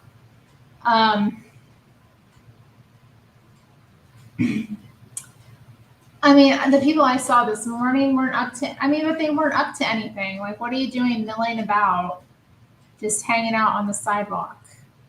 You know what I mean? Like, it's not good, like, that to have people out with no purpose, or people on the streets doing drugs, or, and most of the time, I have to say though, Portland, the riffraff, the homeless, the drug addicted tend to be pretty polite, in terms of like, they'll, you can, I've never really had, big problems, and most people report that about Portland, that it's a lot less aggressive than other places in the country. Like, the homeless are a lot nicer here. That being said, it's really awful. It's really awful. And some of the drugs now, like, I don't know exactly what they're taking, but like the fentanyl, like, people are taking meth and fentanyl together and they're getting zombied out. It's so, like, you'll just have people that are like stooped over for like long periods of time, and they're covered in sores, and it's just it's frightening. And then of course there's like issues with like drug paraphernalia, needles being left places. So it's like, it's a mess. It's a mess. And the drugs they're a real mess. And sometimes the only thing, I think it's a good idea to have, because a lot of the times there just hasn't been any resource for people who are in that situation to kind of detox, especially because they're already homeless. It's like, it's not like, if you're middle class, you can check into a rehab and pay for that. These people don't really have that kind of option. They don't have insurance, or if they do have like state insurance, which like not all the homeless do. If they're young, they do, but like, they phase out of that. A lot of them do. And then they, it can be hard for them to maintain, especially if which honestly, a lot of them aren't mentally fit. A lot of them really aren't mentally capable. They don't have the education. They don't have the skill set to keep up with like maintaining Medicare or Medicaid or whatever,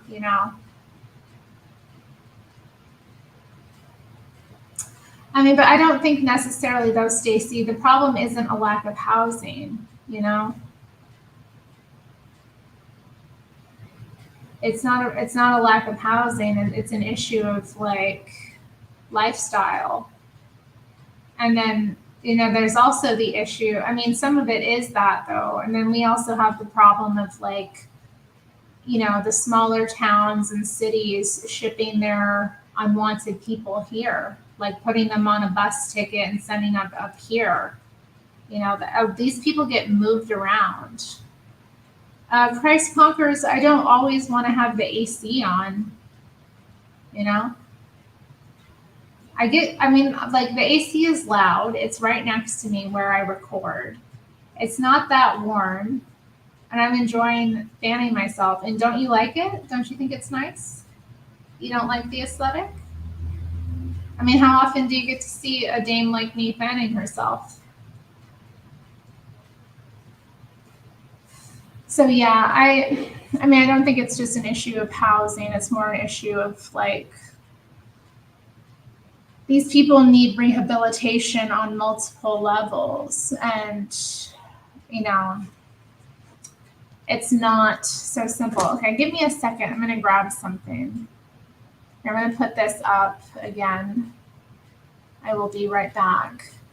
Well, let me put this on. So I don't know how much of this I'm going to watch exactly. It's a conversation between Douglas Murray and Julie Bindel. It's about pride, I guess. What was it called? What is the point of pride? So I don't know that I really want to watch all of this, but I thought I might watch some of it and respond to it. Hello and welcome to The View from 22. I'm Lucas DeGussis, the Spectator's editorial manager. In this episode, we'll be discussing the topic of pride. What is its purpose? Why do some feel disillusioned by it, while others are embraced by it? I'm joined by the Spectator's associate editor and columnist Douglas Murray, and feminist campaigner and writer Julie Bindel. Julie, I'd like to turn to you first. You've written for Spectator Online multiple times about pride. You've attended pride marches and pride-like events. Could you recall some of your earliest memories of pride? Well, I do remember the first pride march I went on, which was about 1980. So I would have been 18. I travelled from Leeds to London, and it was a very political occasion. So it wasn't the kind of heterosexuals coming out to gawp or have their own party. And at that time, we really, really did need some very specific events for the lesbian and gay community, as it kind of almost was then. It was almost a kind of cohesive community, because what bonded us together was the necessity to fight for our legal rights, which of course we didn't have, but also for lesbians who weren't targeted by any legislation as such, to fight in the family courts, for example, when we lost custody of our children, often to violent male ex-partners, for the simple reason that we were lesbians. So there was lots happening, very direct discrimination.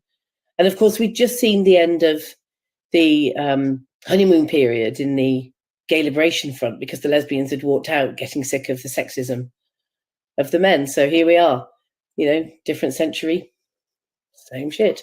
Anyway, so it was good fun, but I do remember thinking that we didn't quite fit together as lesbians with some of the gay men and their demands. And there was a little bit of a kind of being gelled together like a broken teapot lid. Was there a specific turning point, perhaps, where you began noticing that perhaps this togetherness with the community isn't quite working? Well, actually, and I don't mean this in any disrespectful or rude way to my gay brothers, but we never ever asked to become lesbian and gay. We had very different needs, very different lifestyle choices, different restrictions. We were targeted by sexism as well as anti-lesbian prejudice. We were coerced into marriage. Of course, we had male violence to contend, and some of that sexism, of course, came from gay men. We were fighting the normalization of pornography, whereas this was abundant within some gay male culture, the kind of commercialized gay male culture. And so we didn't ask to become lesbian and gay. And that was particularly, I think, solidified during the campaign against Section 28, later on in the 1980s, where there were many gay men who were quite hysterical about it, talking about, there was one article I remember reading that was headlined, "The Road to Auschwitz." And, it was a horrific piece of legislation, but please, this was completely beyond the pale, bearing in mind what gay men had had to deal with prior to that, in terms of being kicked out of their homes, losing their jobs. And of course, we're talking at that stage about a peak in the AIDS epidemic. And lesbians, of course, had huge problems to contend with. And we decided that actually we wanted to have our own march, which was Lesbian Strength, that had been organised from 1983. So we would go on pride marches and we'd have a laugh with our gay male friends, and we'd have a bit of a party, because obviously gay men like to party. And then, we'd also have our own march where it was quite a bit more political. And I do remember groups of gay men standing on the corner where our march was passing by, clapping and cheering and just being really supportive. And that was lovely. That was really nice. Douglas, can I bring you in on this topic? What are your views on the grouping of lesbians, gays, bisexual, and now trans to form the LGBT? Well, I basically take the same view as Julia, which is that lesbians and gay men didn't have very much in common from the outset, had totally different demands, totally different interests, and much more. My view, I've said this quite often in recent years, is that the whole of what Dave Chappelle calls the alphabet people car has become a clown car because none of it fits together.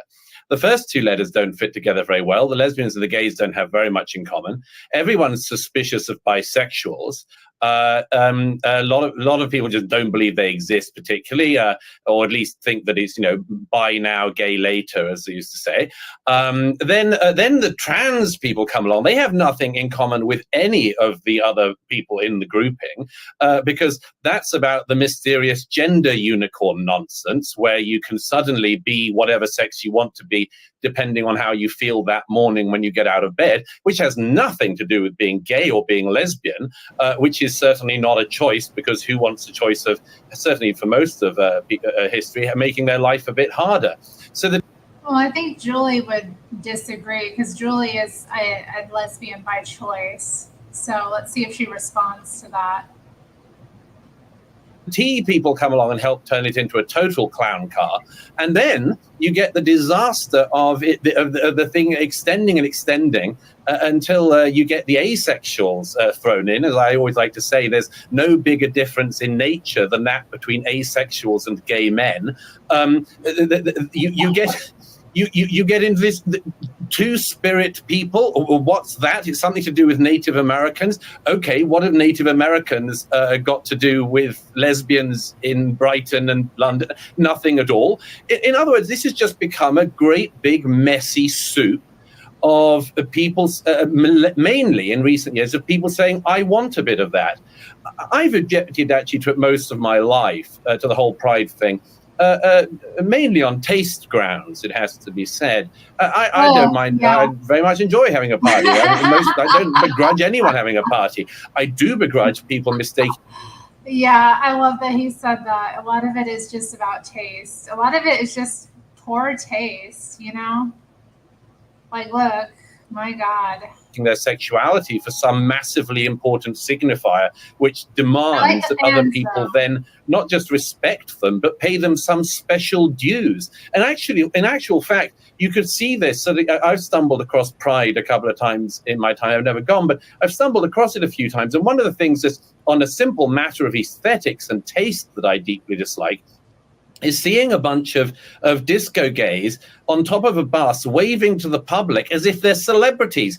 Sorry, love, you're not a celebrity, you're just gay.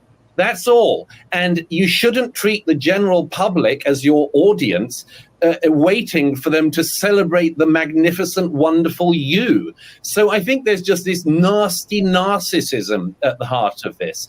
And I've got no time for it. And just one other quick point. I actually very much, Julie and I, I'm sure, would disagree on lots of things. She's of the political left, and I'm not. I'm sure we disagree on lots of things. But one thing we absolutely, I think, find ourselves in agreement on is that there's a new misogyny wrapped up in this movement now. And if anyone wants to see that, they can see the fact, and I can't stress this enough, I try to stress it wherever I go these days, that I say things about trans issues which Julie says, which J.K. Rowling and others say, and I get absolutely no blowback. I mean, partly I don't care anyway. But the point is that I get no blowback. I don't get mad, purple-haired maniacs gluing themselves to the floor when I speak in public. Julie Bindel gets the threats, gets these people hounding her. J.K. Rowling gets them. Kathleen Stock gets them. If anyone wants an absolute proof of this, there's a disgusting website that is the residue of a defunct gay paper called Pink News, run by a pseudo-journalist called Ben something or other. They have run thousands and thousands of articles in recent years attacking J.K. Rowling, basically as the devil incarnate. She holds precisely the same same views on trans that I do. She holds precisely the same views on trans as her fellow Scottish writer Irvine Welsh does. How many times has Pink News attacked Irvine Welsh? Zero. They believe, and this is a very important point if I can say so, the weird alphabet people, clown car people, believe that they should be allowed to control lesbians and gays and women in particular. They believe that if we don't have precisely the lockstep views they have, we are traitors. And the people that they believe they should have the right to control the most are women. They are so disgusting, these people. I of course agree. The misogyny is rife. And I also haven't been on a Pride March for a very, very long time. I got sick of the roller skating nuns. And I got sick. I mean, obviously each to their own. I didn't want to see men's hairy asses hanging out of their leather chaps. I just didn't. And still don't. And also I'm delighted to say that, thank you for mentioning Pink News, because I did in fact sue them for defamation. And we settled after 18 months of litigation, where I'd love to think I handed them their ass in those chaps. But to talk about the hellish kind of clown car, which is a great phrase, Douglas, I love that. The LGBTQI2 Spirit Plus now is resembling more of an unbreakable Wi-Fi code than it is anything that speaks to same-sex attracted people, which is, of course, what we should be talking about. We have something in common, even though, one side are men and one side are women. The gender woo-woos that have come in are just absolutely bonkers. And you're right that they target women. They target lesbians in particular. They really hate us. They target women because if you think about the clever ruse of trans activism, what it's done is it's positioned me as, they would say, a cis woman, as the oppressor of a trans woman. So therefore, the oppressor class, the privileged class, whether you believe in patriarchy or not, whether you think women are oppressed, we all know that there's a disadvantage that women face in life compared to like men.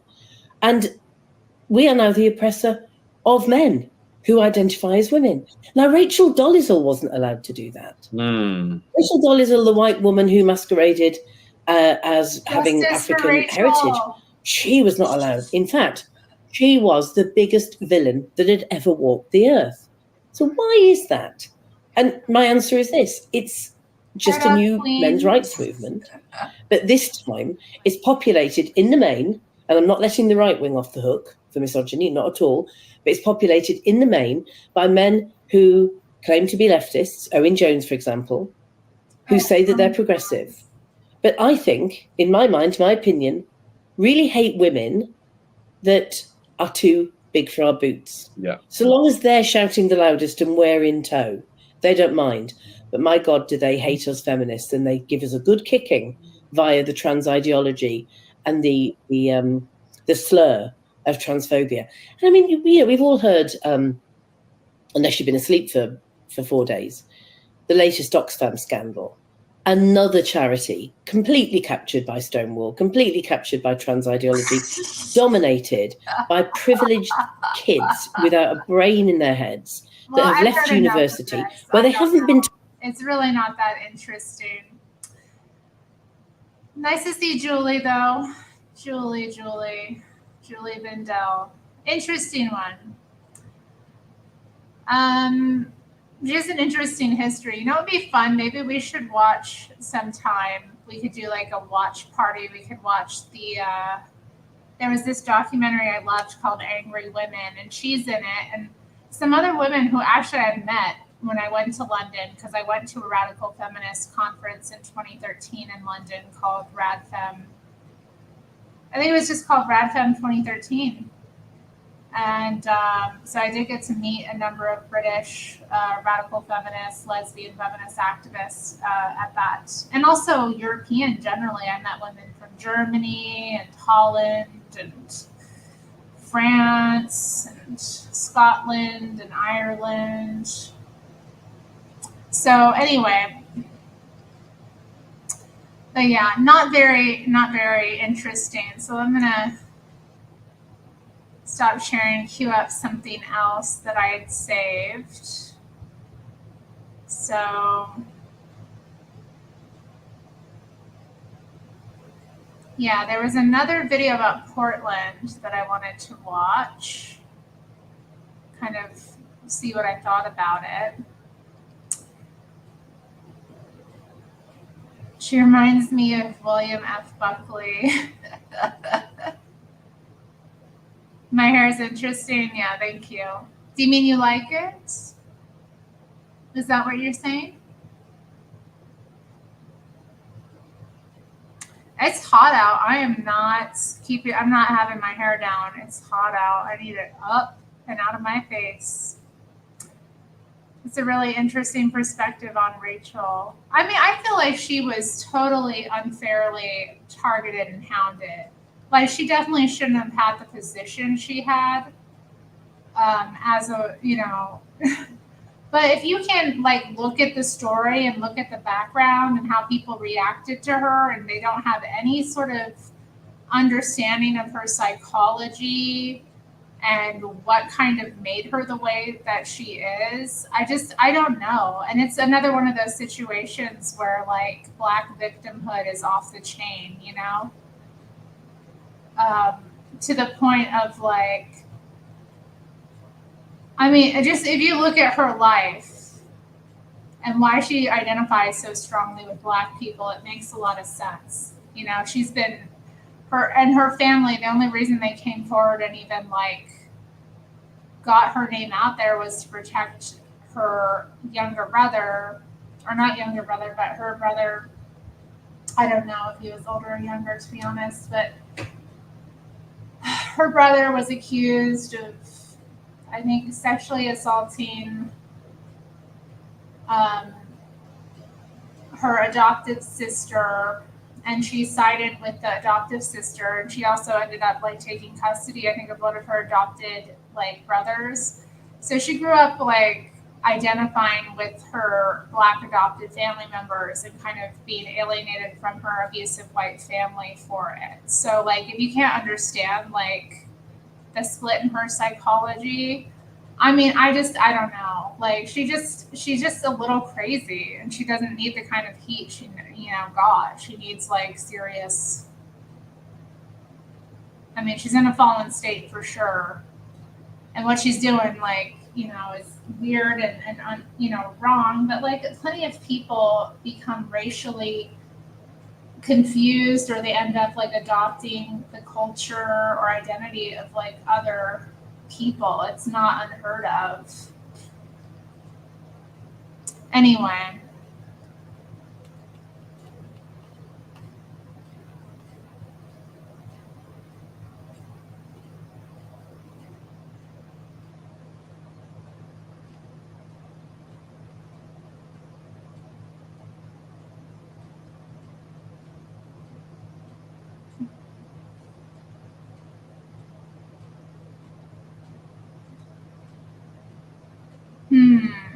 Interesting. Oh, and Benjamin said it. Yoda, that's disgusting. Yoda, stop. I mean, I don't know that. I mean, you're talking about, let me just tell you something. The radical feminist arm of, like, the lesbian movement, like, these women do not have sex, okay? I mean, I don't want to say that completely. They do. Like, they do have relationships, but they're prudes. They really don't go for any of that. Like, they're very, I don't know how to describe it. Like, they're very critical of sadomasochism, especially Julie's generation. Julie's generation were very, very against, like, all of that. I don't want to say they're prudes, but, like, that kind of behavior would not be, like, what Yoda's on this. He's, like, really, he's a pervert, We'll just say that. I'm just saying, like, they're very critical of, like, violent sexual activity and behavior. because I've read their work and I've met them and I've talked to them. And, you know, I remember there was a big like blow up actually on Twitter years ago with some of these women. I don't think Julie was involved, so I can't speak to her personally. I've never met her specifically. I'm trying to remember if I've like been in a room with her though. Because I have met some of the others, but yeah, I don't think I've ever been in a room with Julie. I think I would remember. But specifically her generation and like the activism they did and their work they did, like they were very, very critical of like all of that stuff. So, and then yeah, there was a big breakout about that specific, like what their political theory, their writings, yeah.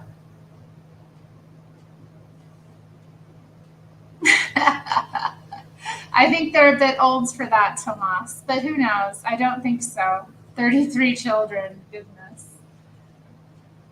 My Tomas, men are always fantasizing about an army of children. Let God cook, okay? Let God send you someone that's right. Yes, exactly, Yoda. I don't even think it's about that specifically. I think they're just seeing it in the context of like, because that is, I will say that sadomasochism is very prevalent in the gay and lesbian communities. Very. But they kind of represent a more radical wing that's against sadomasochistic practices, which that particular act that you're talking about, that I don't want to put up on the screen, is considered to be a sadomasochistic practice. So that would be considered to be violent and abusive. And yeah, I just remember that it came up once and there was a big controversy and a lot of women were freaking out about the idea of it. So, but anyway, I mean, often the two go together, Bosco. I definitely have this issue myself. I can't claim to not be perverted in some way, but then I'm also prudish in others. I'm too big of a misogynist to be a lesbian. I mean, that's true, Cal Smogy, for men and women. I mean, that is true. You know, that causes a great deal of anger and confusion, and like it also invites, again, like sexual feelings, and it's you know, it can definitely do a lot to disrupt a person's natural maturation, or can create like further problems down the line for them in relationships. So I think sometimes women specifically, fear men, or if they've been like, sexually abused or raped by a man, or, what have you, like that can be a big part of it. But it's not completely it either, because I think it's also in the culture, so it's becoming more rampant now. There's a lot of suggestiveness about it, and like grooming that goes on as well. That's not just like physical. So anyway, you want a Down syndrome one? I would love my Down syndrome baby. I would have the coolest Down syndrome baby.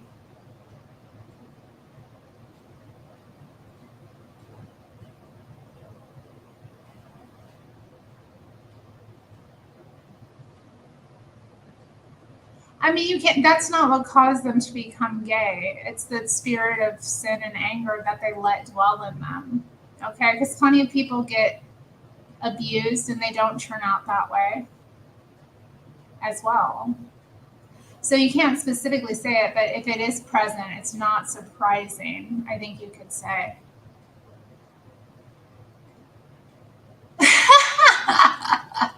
I thought Mark did have Down syndrome. He sounds like he does. Well, anyway, let's watch this other video. So this is a video titled "The Real Reasons Everyone is Leaving Portland, Oregon."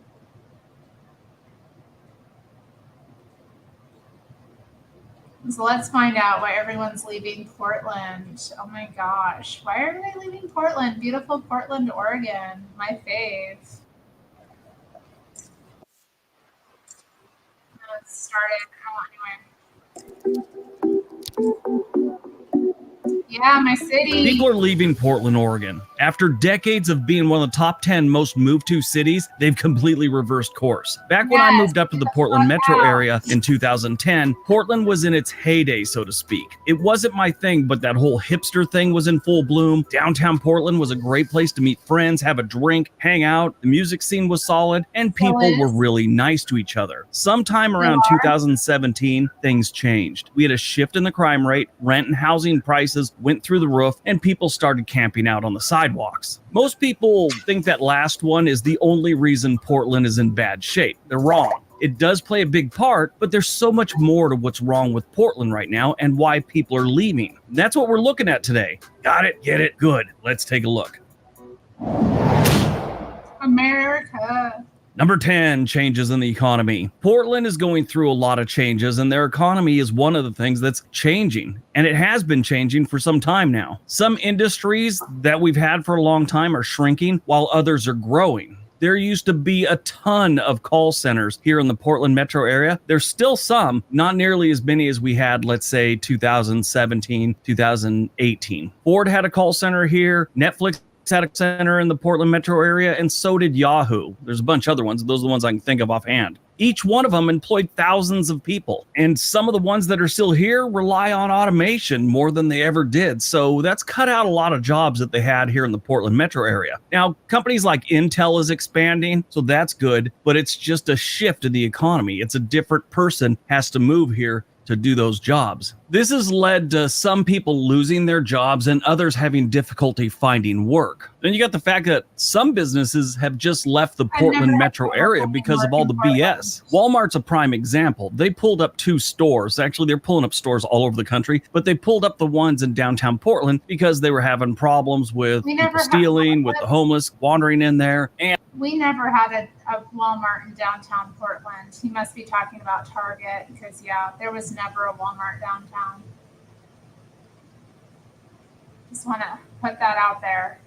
And those 2 stores that they shuttered really weren't doing that good. But more people lost jobs there.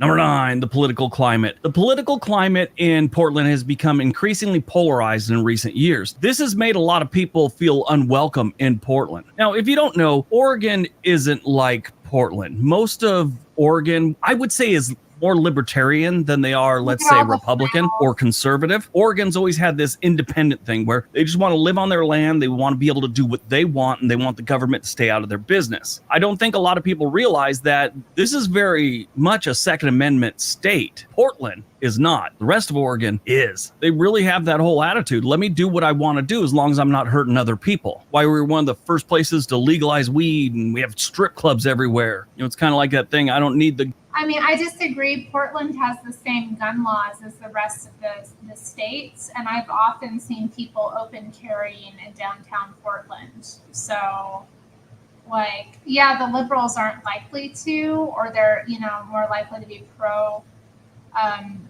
maybe like gun law restriction or whatever, or anti-Second Amendment, but it hasn't really affected the laws in the state or even in the city. So I don't know. It's just not been that big of an issue. I think also because we don't have a lot of like violent gun crime here comparatively. How do liberal women react to a good-looking white guy? I mean, they probably enjoy it, but like secretly, or that they hate it. So they, you know, they probably act wrongly. I don't know. Hey, Gregatron. Yeah, there was a Walmart like on the east side of town. That was on 82nd Avenue, though. The 82nd is 82 blocks from the river. You know? There was never one in the downtown area, though, at all. Never was there a Walmart. There was a Target that got closed. And Target closed several locations, actually, in the city. So, that sucked. But they had, like, honestly, their whole business model was also partially to blame. I don't want to discount the issue of the homeless and the, you know, crime and theft. I mean, the local grocery stores have gotten a lot more, like, how do I put this? Like, everything's gotten a lot more surveilled, and, like, definitely a lot more security and restrictiveness when you enter, like, these businesses. So, I mean, that's a bit difficult to deal with. But anyway, let's continue. I just wanted to be like, Walmart, guns. Government telling me no, like they're my parent. But in Portland, it's kind of gotten a little too liberal. They're making policies to keep the liberals happy, and it's just kind of snowballed and kept going and going and going. It's not always bad policies that change a city or change a city for the worse. But in Portland's case, I think it kind of is. Now, I lean both ways political, and I see why some of these things are in place, and I understand them. But sometimes they've gone too far. It's almost like you gave someone an inch, you fixed a problem. Well, now they want 5 other problems fixed. And sometimes they're problems nobody else seems to think is a problem. But the politics of the Portland metro area has turned into a little bit of a nightmare, and it's chasing people out. Number 8, the young people are leaving. Like I'd said earlier, back when I first moved up here, the whole hipster thing was going on, and there was a lot of young people living in the Portland metro area. It was a great scene. I was a little bit older, but I worked with a whole bunch of the 20, 25-year-olds. And occasionally I'd go out and have drinks with them, but just watching how their life was going here in Portland, it was really nice. Everyone was happy. Everyone loved it here. And it's a lot of different things that have chased them out, but many young people are leaving Portland in search of a better opportunity elsewhere. A study by Portland State University found that a number of young people leaving Portland for other cities has increased by 50% in the past 5 years. They're just not sticking around. There's too much BS. Number 7, lack of lower paying job opportunities. There used to be a time where, everyone had 2 jobs in the Portland metro area. Usually one was a full-time job and then one was maybe a couple days a week. Well, those couple days a week jobs have gone away. And it's not just the change in the economy. All the garbage going on in Portland has chased a lot of companies out, like we've already discussed. And with them, they've taken a lot of jobs that would have been great for someone that, let's say, was just getting out of college, things like that, or while they were going to college. I don't know if you know it, but Portland has some good sized colleges here. You got Reed College, which isn't terribly big. You got Lewis and Clark. You got Portland State. You got the University of Portland. Of course, the community colleges in the area. Tons of restaurants and bars have shut down in the Portland metro area. And this, of course, means you lose a lot of server jobs, things like that. Even if you do find a job downtown, you probably don't want it too much because you got to go through all the nonsense just to get to work. And it's kind of dangerous in a lot of areas. Now, to be fair, what I brought up in other videos, they're trying to clean it up right now, the downtown area at least. They're making some progress, not as much as they need, but they are making a little progress. So just want to be fair about that. And it's meaningless if business doesn't return. Number 6, the weather. Yeah, the weather's always been a thing here in Portland. People bring up how much it rains, how cloudy it is all the time, just gray skies and drizzle, it seems like to me most of the time. I say that as we're in the middle of a really, really nice day. It's like 80 degrees outside, blue skies. It's great. I remember someone, I think it was Kaya in the chat, like I mentioned, she was like asking me about my mood. She doesn't like me, but that's regardless. I've gotten into it with her a couple of times. But yeah, she was like, I was like, yeah, I'm usually in a good mood, except for, sometimes I get affected by the weather, And she was like, the weather affects your mood? And I was like, what a cunt. I didn't say that. I shouldn't have just said that now, but I was like in my mind, like, okay, yeah, you live in North Carolina. Come up and live in Oregon for a few years and tell me that the weather isn't affecting your mood. Like, you live in a warm, sunny place. I know, Tomas. I know. Forgive me, Tomas. Forgive me. Forgive me.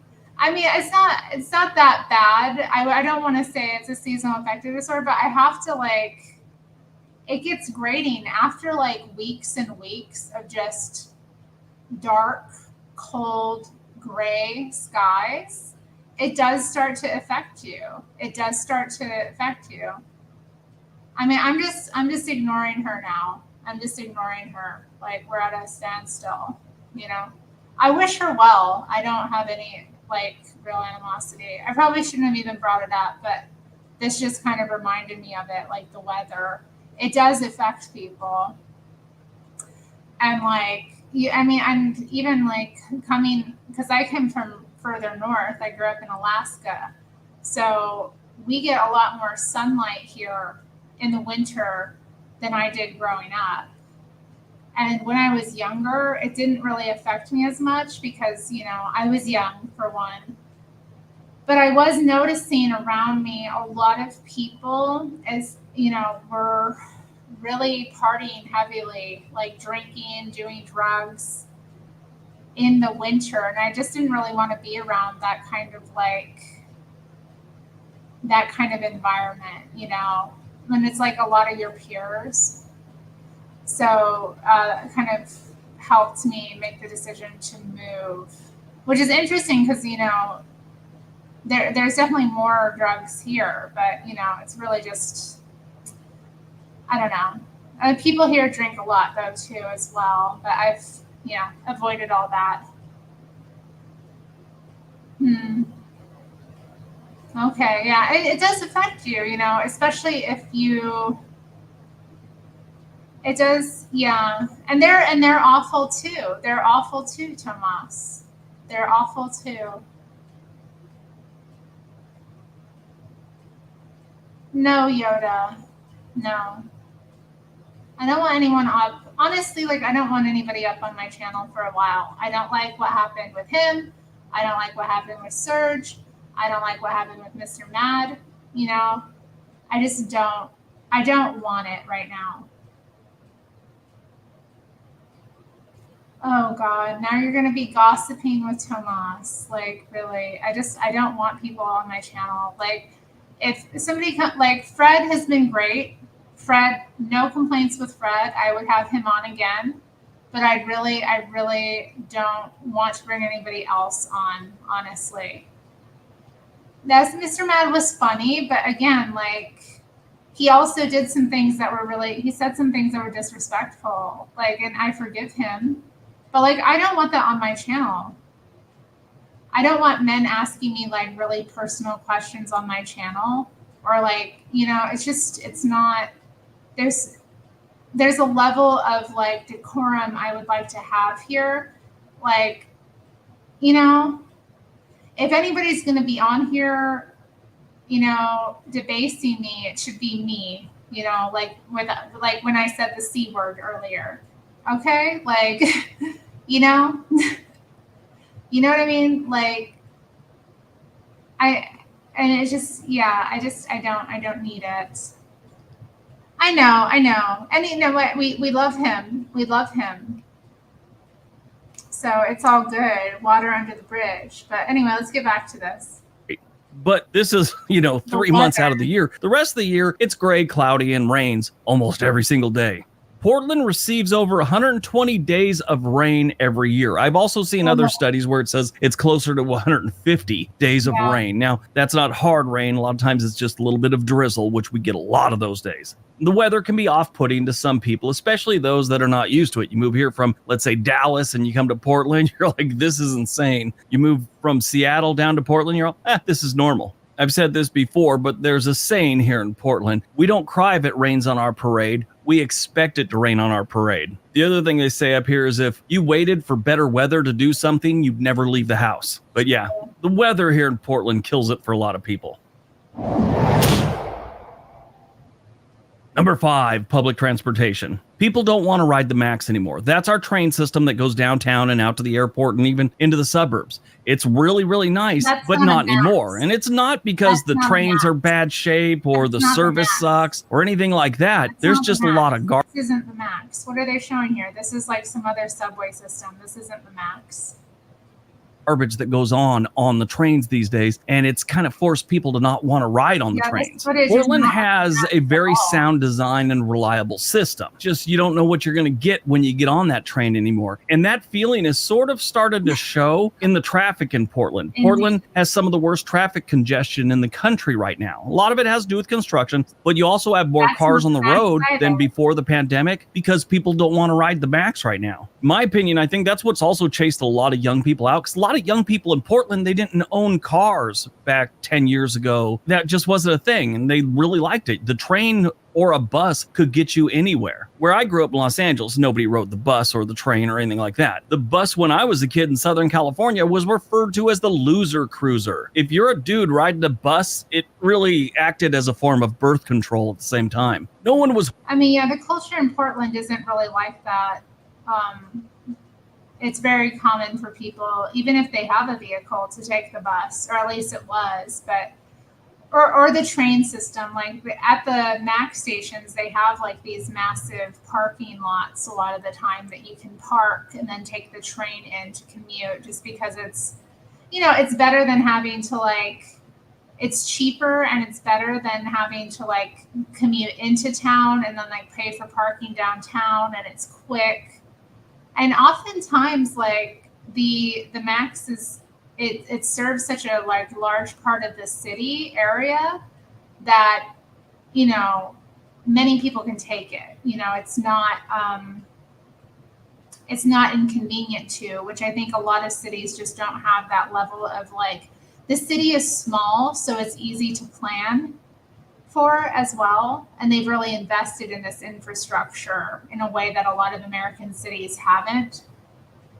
So yeah, I mean, it's like, but I have to say, yeah, the quality of the Max has definitely gone down. Like I will take the Max from time to time now, but I'm careful about what times of day I take it. Like I will not take it. I don't want to say I will never take it again at night, but like the last time I took it at night, I was like not comfortable, you know. I was definitely like looking over my shoulder and like listening to people and being observant of my surroundings, you know, in a way like 10 years ago, I definitely wouldn't have been. I just want to say though, none of this footage is of any of the Portland, like, public transport though. Like the buses and the trains are not these aren't the Maxes or the buses we have. Hooking up with you if you rode the bus. But it wasn't that way here in Portland. When I moved up here, it's like, why do I need a car? I'll just ride the Max. And everyone's attitude was totally different. That's one of the first things that caught my attention when I moved up here. That people were just like, why not just take the Max? I just think they need more cops on the Max right now until they figure out what's going on in this city. Fix it. Number 4, the crime rate. Portland has seen an increase in crime in recent years. Are you kidding me right now? Did you just ask this question? How do you ride the bus in a mobility device? They're all accessible. What are you talking about? They're all accessible. You don't need what? Most places the buses are accessible. They'll have like ramps that they take down. Or they have like, if they have a stair, they'll have a lift that will pull you on. Most buses in most cities are accessible. They're required to be if they receive any public funding. Even if it's a private company, they have to provide that service. So I wheel onto it, and then I park my mobility device in a designated area. But I don't really take the bus. I mean, I will if I have to, but I don't really like it. I prefer to take the train. It's much more comfortable. If I do take it, which usually I don't. Yeah, and those are not Portland police. Crime rate in Portland is higher than the national average. This increase in crime has made some people feel less safe, as it should, living in Portland, especially downtown. When I first moved to Portland, Oregon, actually, it wasn't when I first moved here. When I first started making these videos around 2015, Portland's overall crime rate was almost even with the national average. Their violent crime rate was below the national average. Right now, their total crime rate is 168% above the national average. Their violent crime rate is 86% above the national average. So the big difference is property crime is almost 200% above the national average.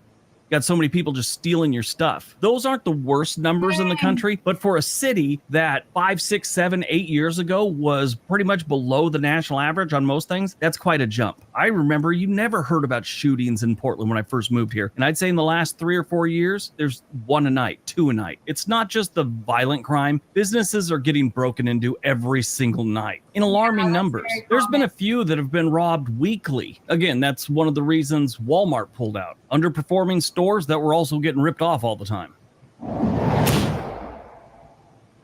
Number 3, high cost of living. You know, Portland's living that dream. The place kind of sucks, but they charge you like it doesn't. It's almost like getting a 3-day-old cheeseburger at McDonald's and they charge you $25 for it. Portland, Oregon has one of the highest costs of living in the United States. It's in the top 15 now. One of the first videos I ever did, I brought this up, that the cost of living was going up. In that video, out of the top 100 cities in the United States, Portland was ranked 28. Now here they are at lucky number 13. This is another reason so many young people have left. They don't have the money to afford Portland metro area anymore. More and more retirees, not like retirees were hanging out here in the first place. I mean, it's far too cold and rainy and dreary. Unless you're into real heavy gardening, the place is not great if you're retired. Never has been on weather alone. But now it's gotten so expensive, retirees and young people are leaving. The only people that are staying are sadly the people that are in the prime of their money-making life, you know? Oh, and the homeless. They're staying. The median home price in the Portland metro area is $325,000. Now, if you go downtown Portland or just into Portland itself, it's closer to $550,000.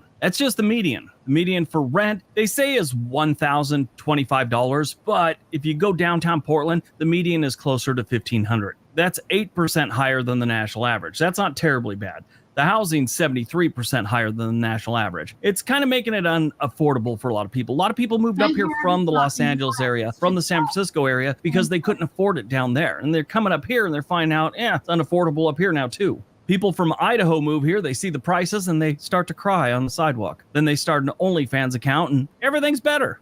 Be funny. Number 2, Portland's lost its cool. Yep, Portland used to be the cool place to move. Just like Seattle was for a while there, San Francisco was back in the 60s. Los Angeles has been forever. Portland was the place to move to if you were young. It was just a cool place to live. It's not a thing anymore. Perfect example is, like I talked about earlier, all the hipsters and the music scene was solid here. Well, when it lost its cool, everyone left. I mean, the hipsters went out of style, but whatever style would have replaced them, it's not happening here in Portland anymore. And it's really unfortunate. I mean, like I'd said, this was a great place to live for some time. I mean, Portland's popularity started in the late 80s. It was always popular to a degree, but it really got kicked into high gear sometime around the late 80s, early 90s. And it was strong until 2016, 2017, somewhere around there. It just became less of a cool place to live. Now, there's no measurable stat for that, and that's just an opinion, but it's an opinion of a lot of people. Austin, Texas, that became the cool place to move to. That's slowing down a little bit these days also. What's the next place? All right, before we get to number 1, don't forget we have another channel called On This Day. There's a link for that down in the description area. All right, on to number 1.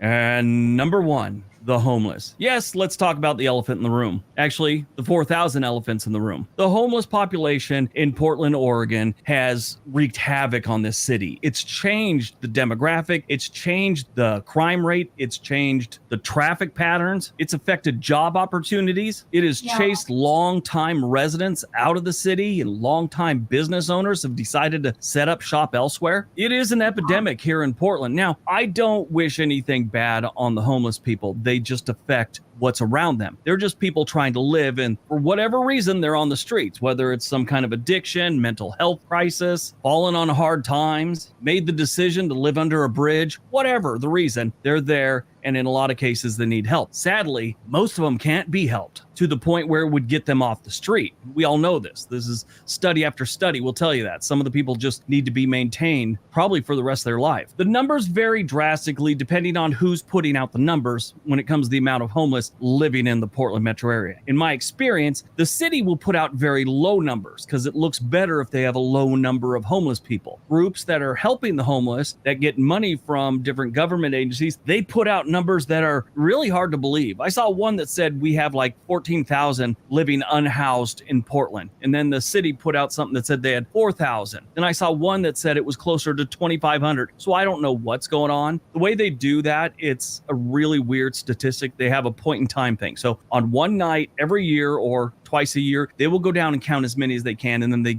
do an estimate. Because, you know, when you're living on the street, one of the last things you want to do on a Friday night is go someplace and be counted. Who knows the exact numbers of the homeless in Portland? But I can tell you from everything I've read and everything I've seen from living in this Portland metro area, it's bad. It's gotten a little bit better in the last, I'd say, year and a half. It peaked in the middle of the pandemic. And so it's gotten better from there, but not enough to make it livable here in Portland, Oregon yet. All right, that's today's video. Hope you guys enjoyed it. Hope you got some information out of it. Now go out, have a great day, and be nice to each other. Interesting, huh?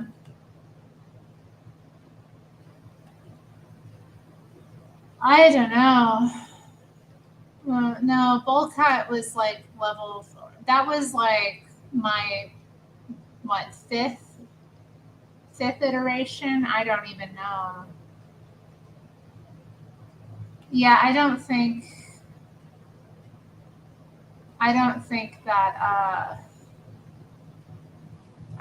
they want it to be helped.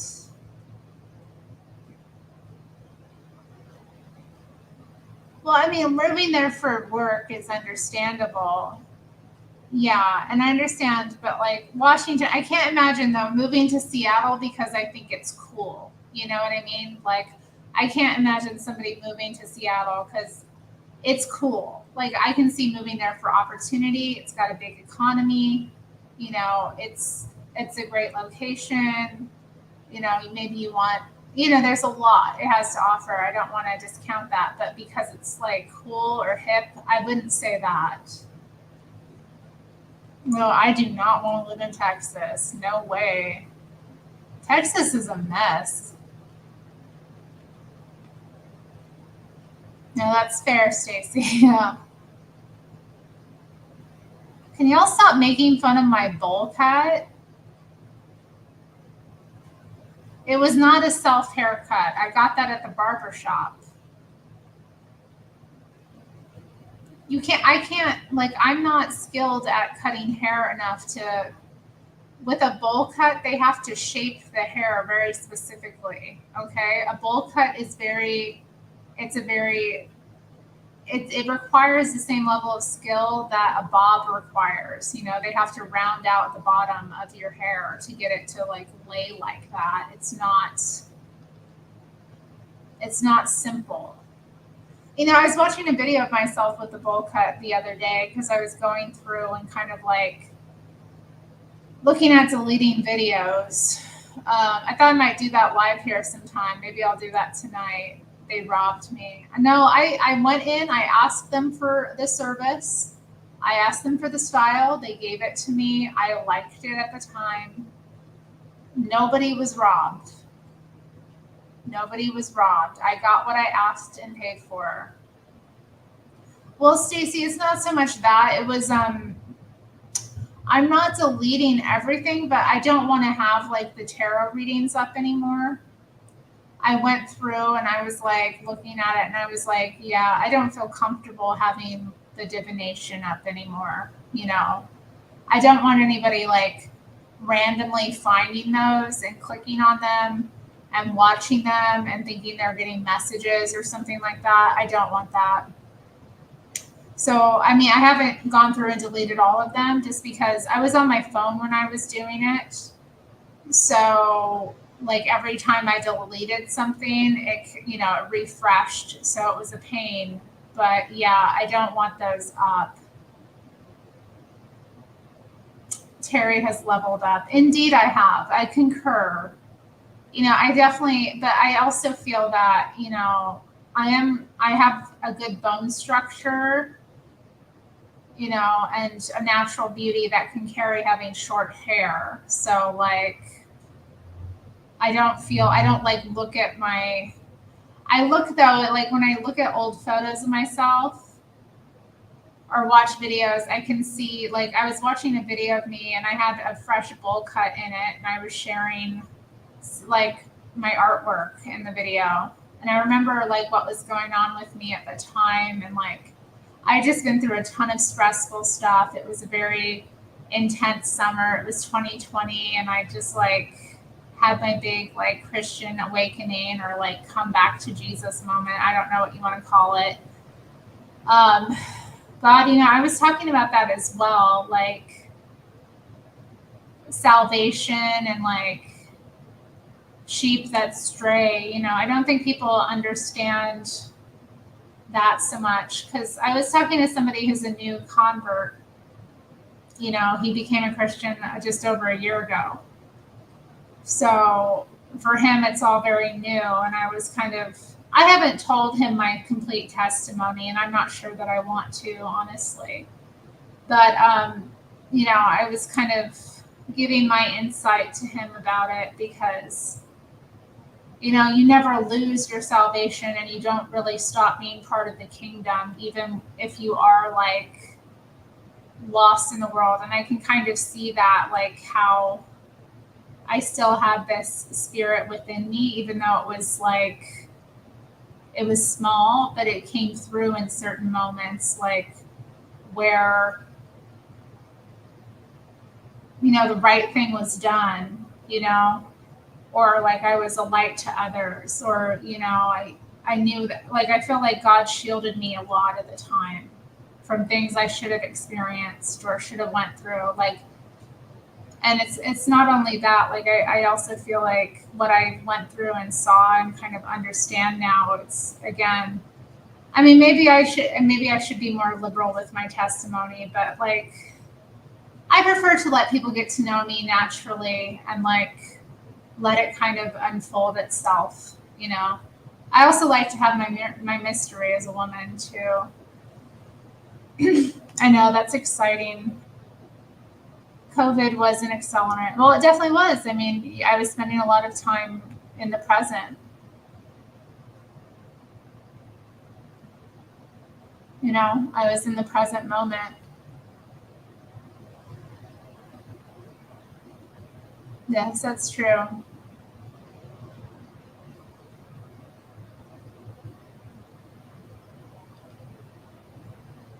Yeah, I know. I mean, that was pretty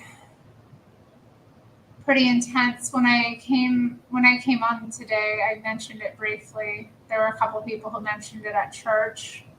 The pastor prayed about it actually as well over the congregation. He prayed for Trump, and then he prayed for President Biden, and just for the country in general. And then the pastor of worship, she prayed about it, and she also said that Trump was her president. And I was like, oh yeah, girl, she's a Trumper. All right.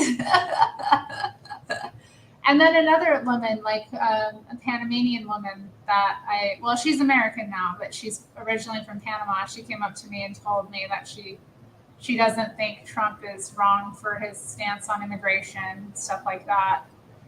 So it was interesting, like, because before I've had a lot of negative interactions with people in the church around Trump, like where they just bring him up and I like don't want to talk about it. And then, they'll go off at me about like what they're perceiving about me. She may have some African heritage. I don't know. I think she's more indigenous and Spanish, though. She's not Black. I mean, she doesn't look Black. She could be part Black, though. But anyway, yeah, I mean, that was intense. I'm still kind of like stunned about it. And now people are calling it like somebody on my Facebook friends list was posting a meme that was comparing it to the Jussie Smollett incident. I'm very interested to see how JLP is going to talk about it on Monday. Like, I'm sure he's going to spend the first hour just in a total monologue about it. Yes, indeed. I didn't want to. Yeah, I was trying not to be attractive,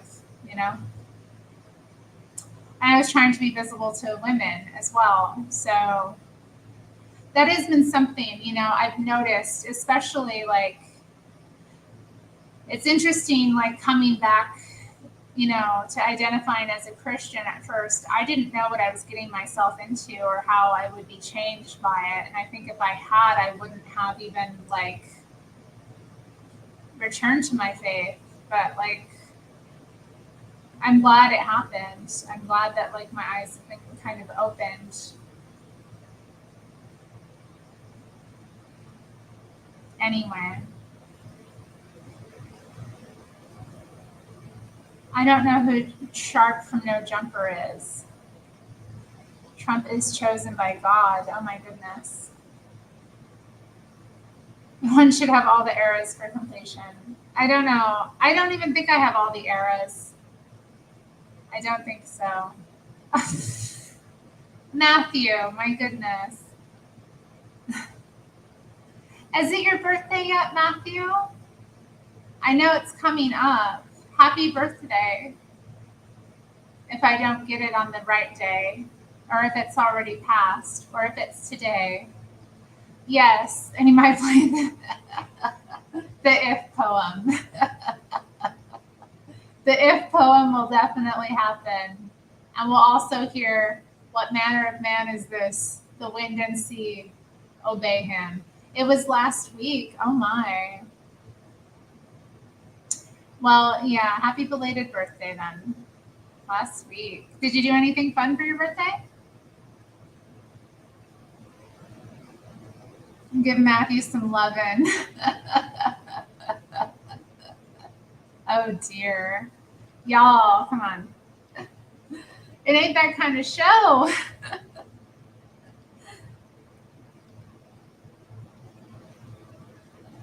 We love Matthew. He's one of us. Yeah, I wanted to respond to someone in the chat. I don't know. Was it Kale Samogi? You said that the people think that I'm a Bond girl. And I didn't know what you meant about that. I wanted to like ask you to reiterate that. Like, because yeah, I do think sometimes people think that I'm like, I don't have a mind of my own or opinions of my own, you know, that are maybe not in alignment, or I don't even know. Like, he said he would marry you. I know he would. No, you were a loser. Well, that's okay. It's your birthday. You can do whatever you want. You had a vacation? Okay. Matthew couldn't handle it. Shush. You didn't remember it was your birthday. My goodness. Oh, oh my goodness. I'm not like that. Yes, Tomas, you missed that? He says it all the time. What manner of man is this? The wind and sea obey him. He go crazy. He loves Trump, man.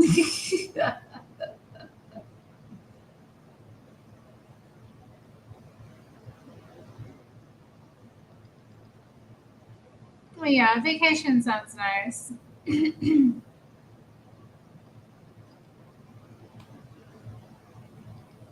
Yeah, I suppose, okay. They want to woo the Bond girls and prove their alpha, it seems. Surge, I don't know. He's like, I don't know. He's like I mean, you know, I've got love for people in my heart, you know, that I definitely, I think he's, yeah, I don't know. Something going on there.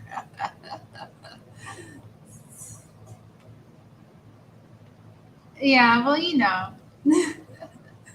You know, Tar Baby goes, he finds a little something and then he, you know, he builds something out of it.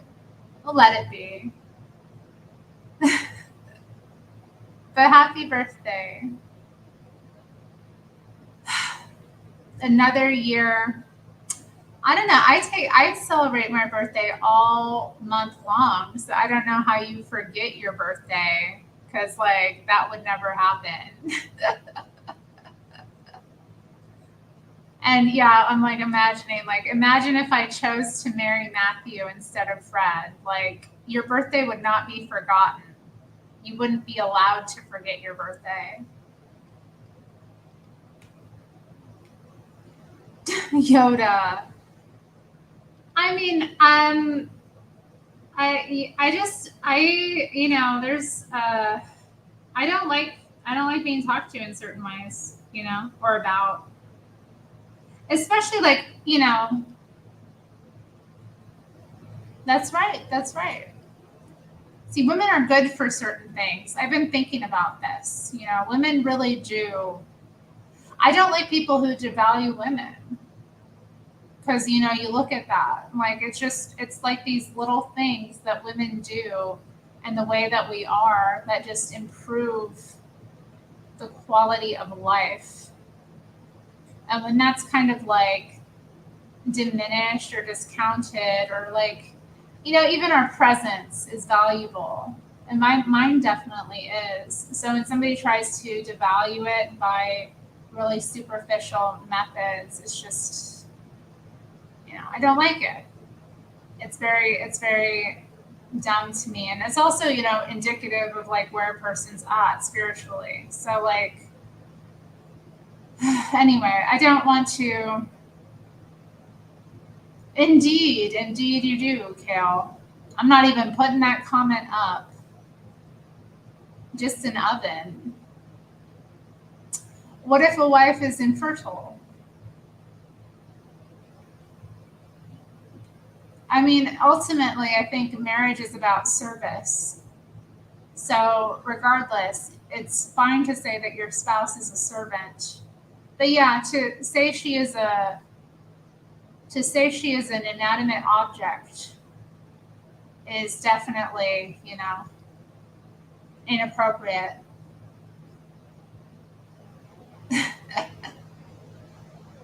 I suppose that's true. Although, people can complain. But why bother? Like, it just makes you sound bitter. I mean, I think that is marriage, though, Stacy. I mean, I agreed with that. You can't expect, marriage is about service for both parties. I specify wife, not women. You should humanize your wife far more than any other woman. She should be more valuable and important to you than any other woman. You should talk highly of your spouse, regardless, male or female.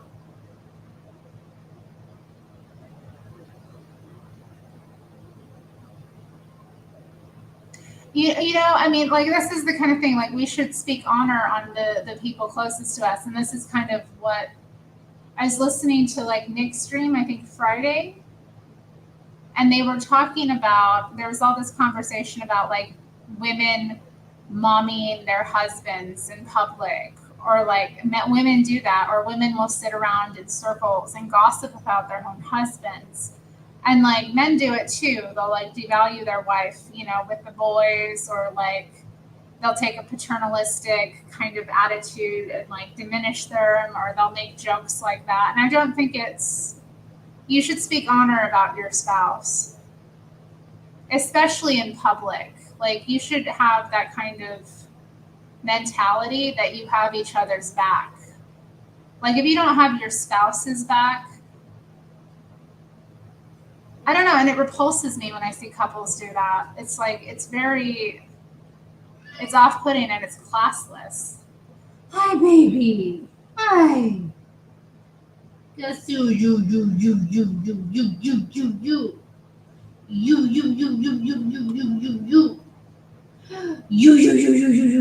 at you. Oh, you want up here? Do you miss me? You miss me? How was your nap? Did you have a good nap? Anyway.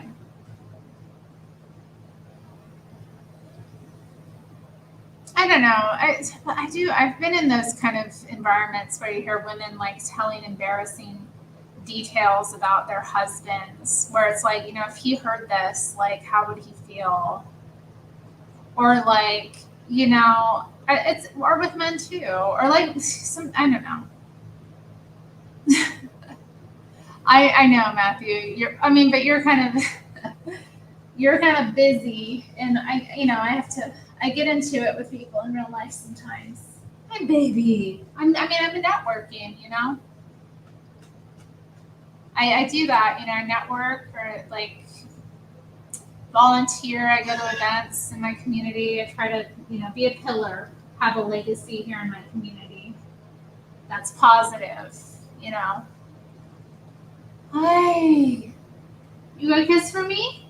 I don't know if he's gonna jump up on my lap. If he does, we'll put him on. I wanted to show you all. Okay, so I'm reading The Antidote. You gonna come up here? Come on, do it. Do it. Do it. Come on. Yeah. Yeah. Toucan. Toucan. And my toucan. My toucan. You toucans? All right, let's get this down here. Let's see the kitty. Oh, no, he's not. Hold up, look at the kitty. The kitty. Got my phone there. I'm playing my little game. Ugh. I don't know.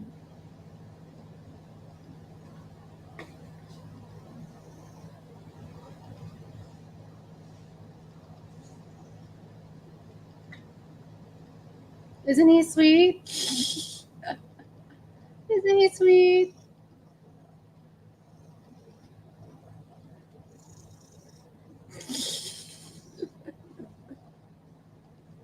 Isn't he a sweetheart?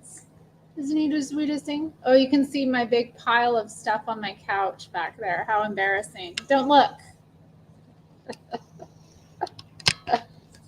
Don't look at my big mess on the couch. It didn't happen.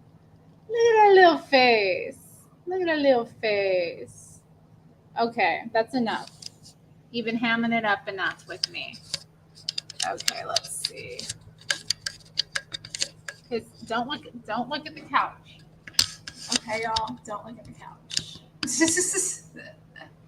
Oh, my baby. He's my baby. Oh, he's so baby. Oh, he's your baby. Oh, sorry. Yes, I do have an Amazon box. Thank God for Amazon. Thank God for Amazon. Where would I be without them? Yeah, toucan. Toucan. They say toucan is cute as a mug. Are you cute as a mug? I think you're cuter than a mug. I'm hamming it up for attention. You love me? Are you in love with me? Yes. Oh, cuddle, cuddle, cuddle. Oh my God. Oh, Prime Week. I don't know. Prime Week. Is there anything I want to get? I'll take a look. I'll look at my wish list and see if there's anything I've been putting off buying, maybe. And there was something else I was going to look at recently to see if they had anything of it like on Amazon, but we'll see. Amazon is amazing. I love Amazon. That was the big thing, pushed me away from leftism was Amazon, really. Thank God.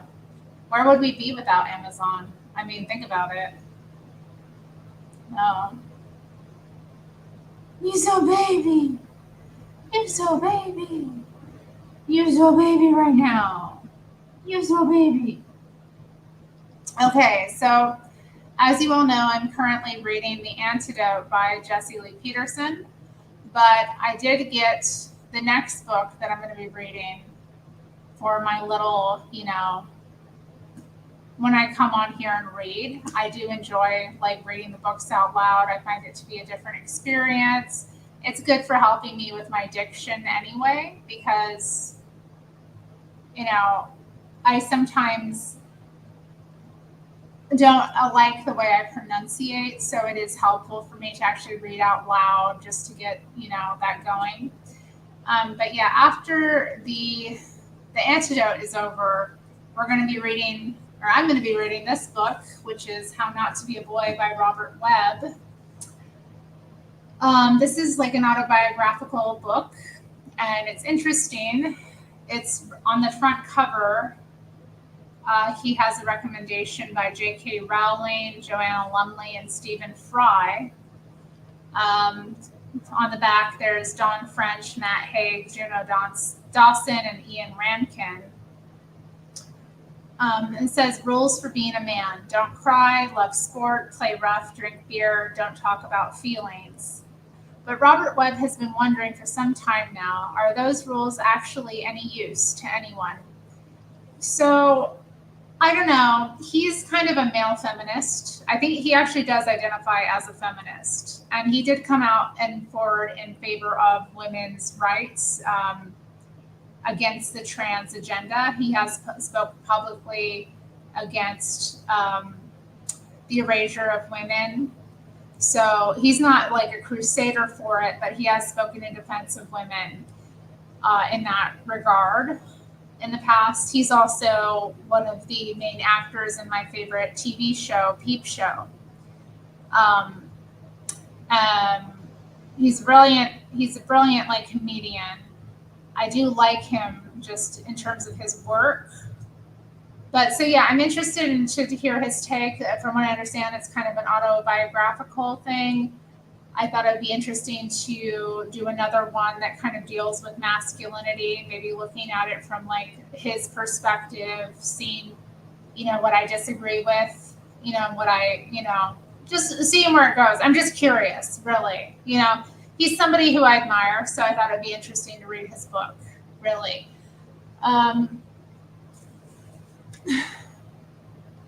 He's a hop and a tumble away from being Jordan Peterson. I'm trying to learn about men, I know. Maybe if I read enough books, I'll know something about men.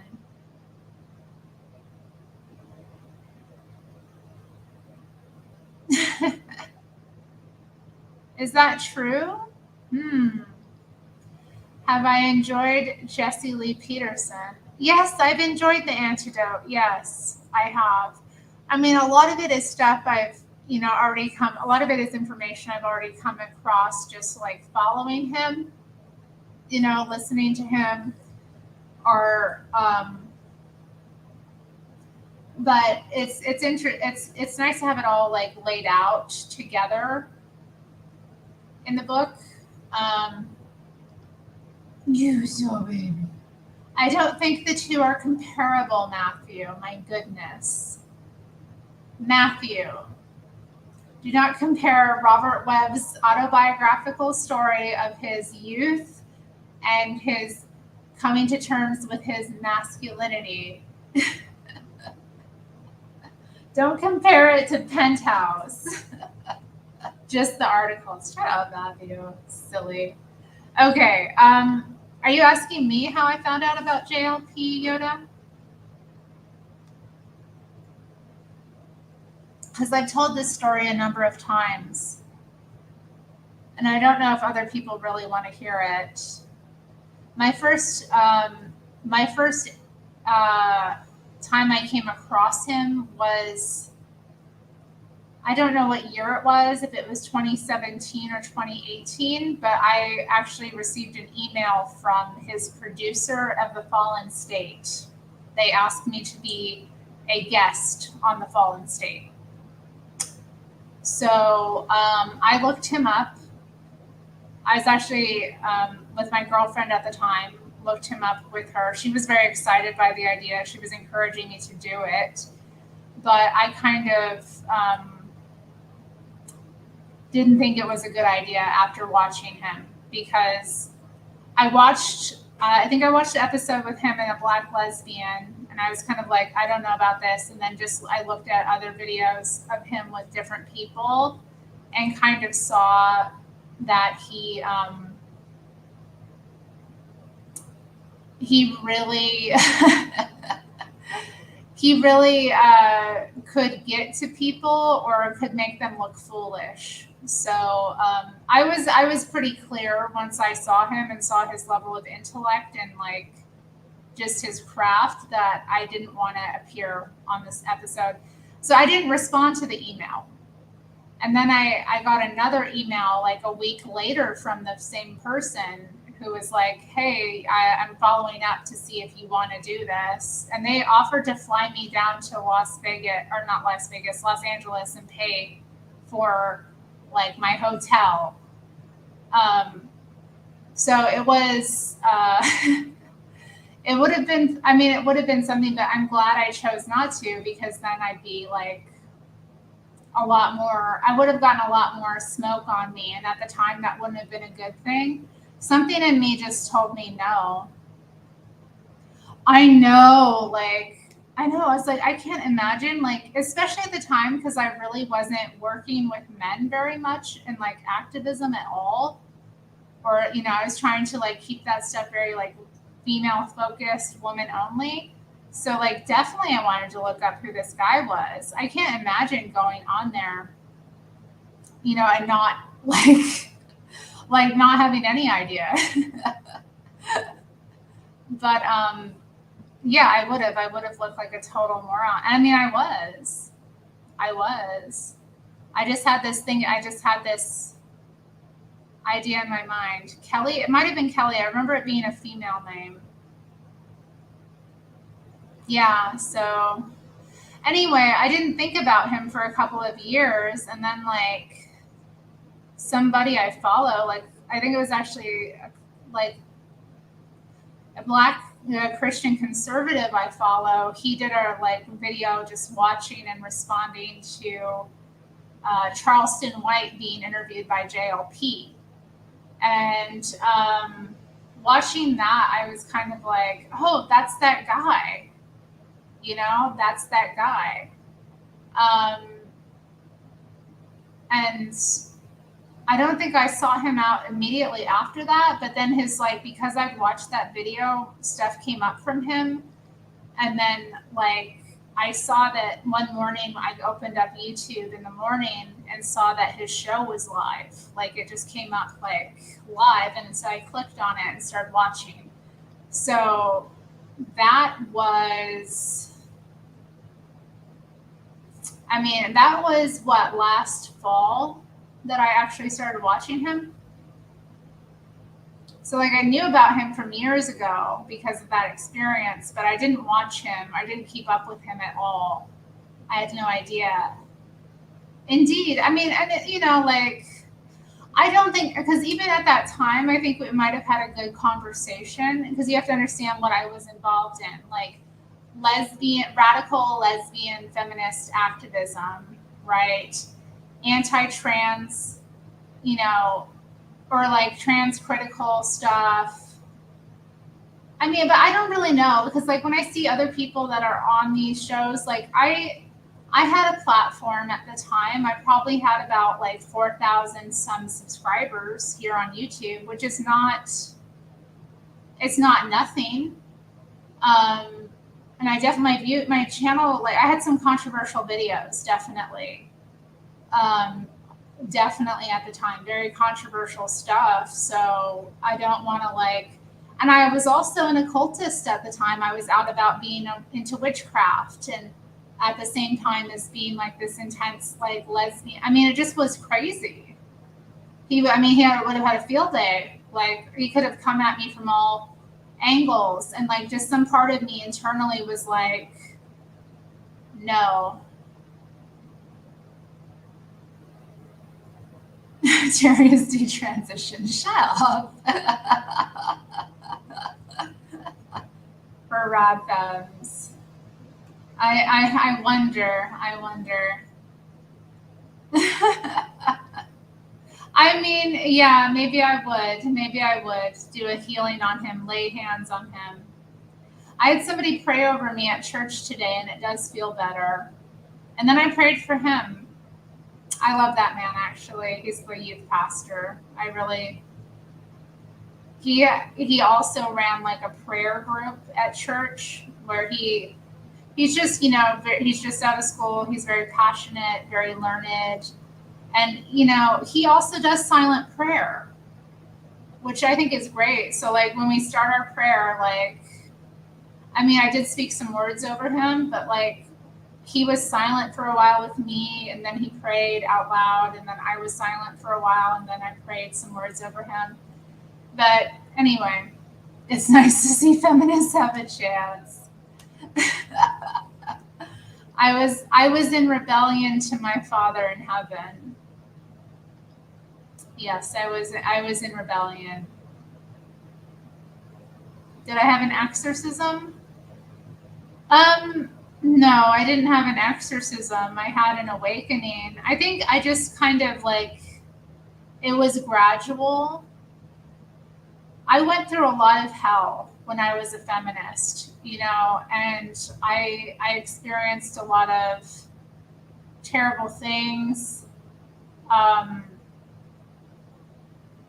Just, you know, in terms of everything I tried to do or build, there was a lot of backbiting, sabotage, there's a lot of hate. And then, you know, interpersonally, like things were bad. It's not as if I was happy. It's not as if I was happy. You know, I was in hell. I was miserable. And then like in 2020, I think like the material changes in life, my whole identity kind of crumbled in a lot of ways. I became really emotionally vulnerable. And I also I had some visions as well that were rather disturbing of like spiritual warfare going on around me in the city. I did make hell. I wasn't the worst. And I don't think all of like everything that I was involved in was there. Some of it, I'm happy for the knowledge I have. I'm happy for the knowledge that I have from my time as a feminist. Like I understand things in ways that I wouldn't otherwise. Gregatron's leaving. Good night, Gregatron. Thanks for showing up.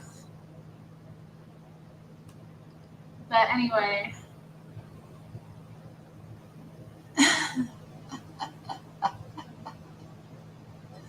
Oh my God, I can't with y'all. Why are feminists dishonest about their lives? What do you mean? I need more clarity.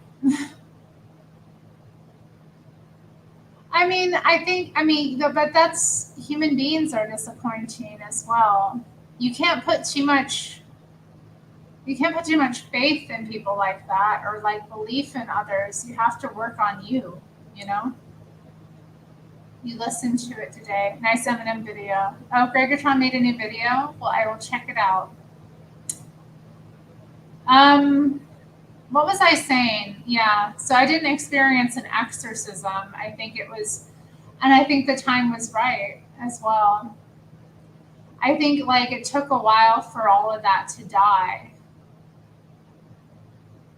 I think it took a while for all that stuff to die, and it didn't happen immediately. Like I had all these false identities that were super important to me, and then they started to become like, I started to see through them and see the like,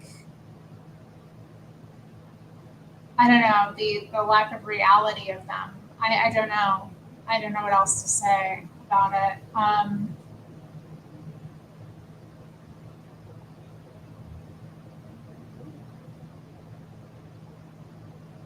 I think too, like that whole experience, like I'm trying to pinpoint. I mean, it wasn't just, I became very, I don't know, feminine again as well. Like, if that makes sense. I became like, I couldn't like be in that kind of energy anymore. It took too much out of me. I kind of became like more, I don't know, I kind of fell back into loving being a woman again, like enjoying femininity and myself in that way. I don't know if that makes sense exactly. There was a lot going on, but I also, I had visions. I had feelings of like the Holy Spirit. I kept having these like realizations about things in the Bible that I hadn't put together. I also kind of came to the understanding that the Bible was real or like reflecting reality, and that I needed to understand it better. But it wasn't immediate, but I do think that God was like doing something in me to prepare a way for me. Or like he was calling me, I don't know. Because I was saved when I was a child. I was saved. And I don't believe you ever lose your salvation. That's not possible. So what I see is like I got lost in the world, and my Savior came and found me, and brought me back. I was a lost sheep. Yeah, I mean, that's a good way of putting it.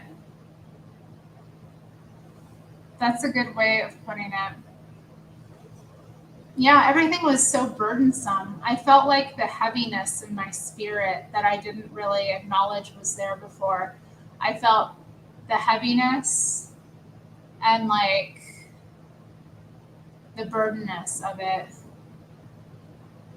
I certainly did, Yoda. I did. But I'm glad I found out.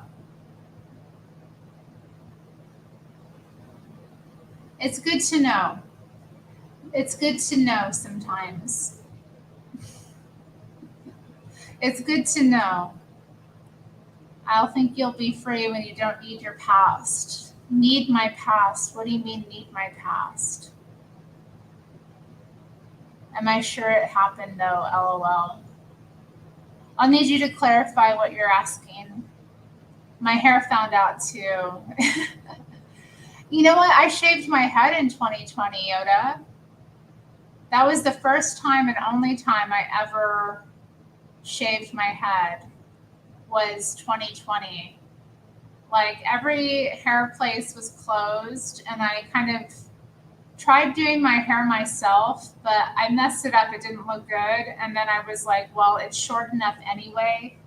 Why don't I just buzz it all off? Since, I was at home anyway. It was the middle of summer. I never really had it before, and then I didn't know what it would look like. So I shaved my hair off. It was short anyway, though, and honestly, it looked better than the haircut I had.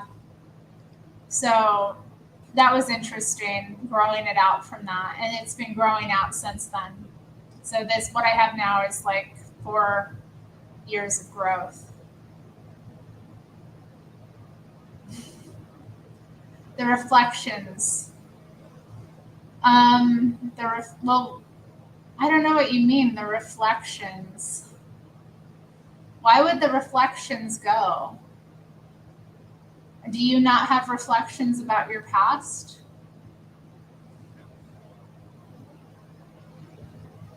I mean, I concur. I did know that, and I agree with that. So 2020 was a mess. Yoda, that is not nice. And I wasn't bald-headed completely. It was buzzed off, so there was still a little bit of hair up there. It didn't look too bad, and I had enough hats where, I could work with it. And it looked kind of nice as it grew out. As it started to grow out, I definitely got a new appreciation for my hair as it grew out.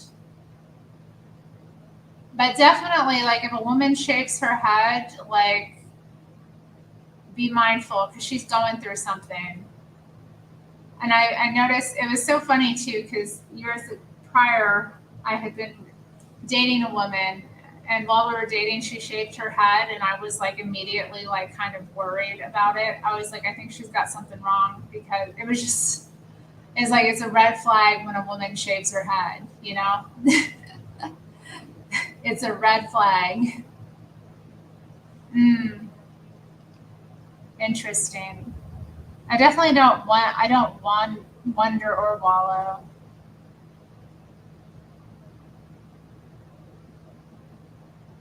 Yoda, I'm not even going to comment on that.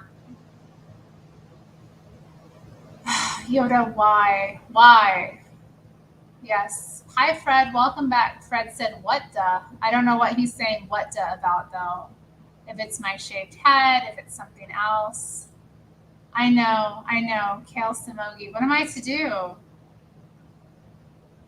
What am I to do? No. None of that. None of your emojis. Frederick said, OMG. I don't know what he said. The Jeremy Brett. I don't remember anything from Jeremy Brett. Did you recommend me something from Jeremy Brett? I'm not remembering this. Hi, Bumblebot. Maybe she was feral. I wonder.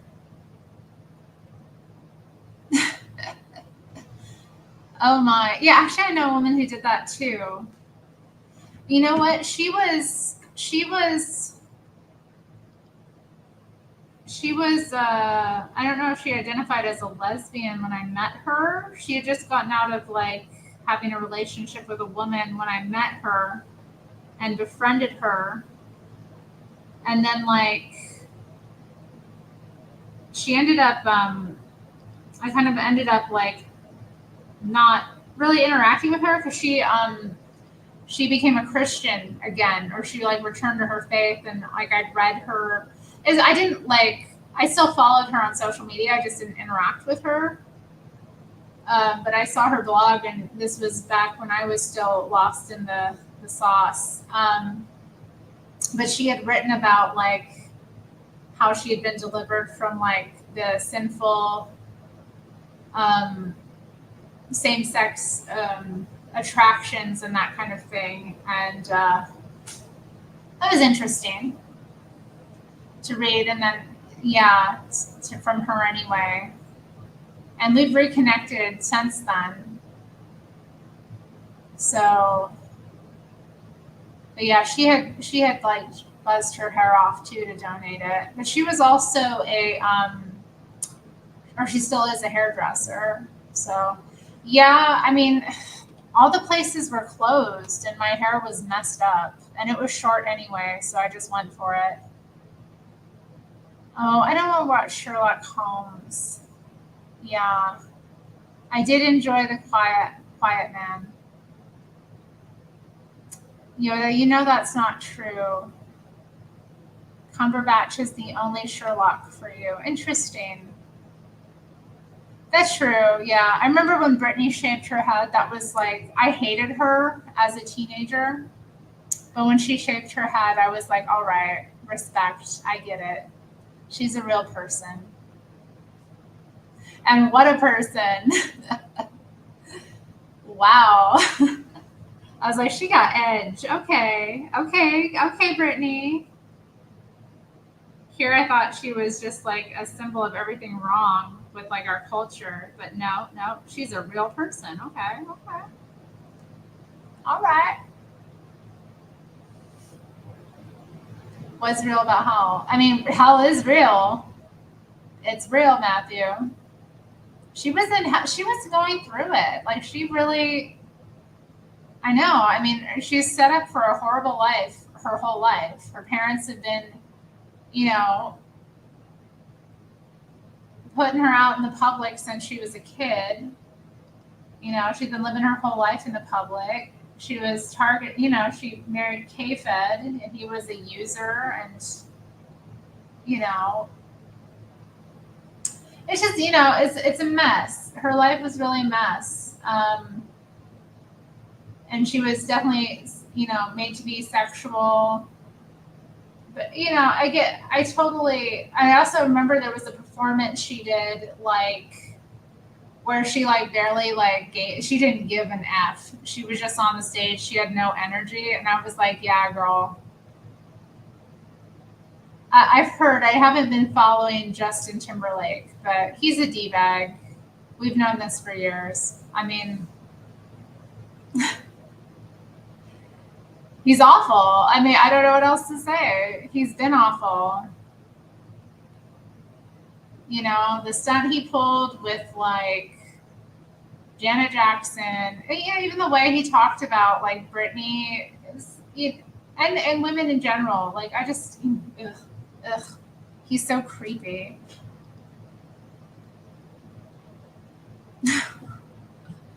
My goodness. Okay. But I don't know what Justin did recently.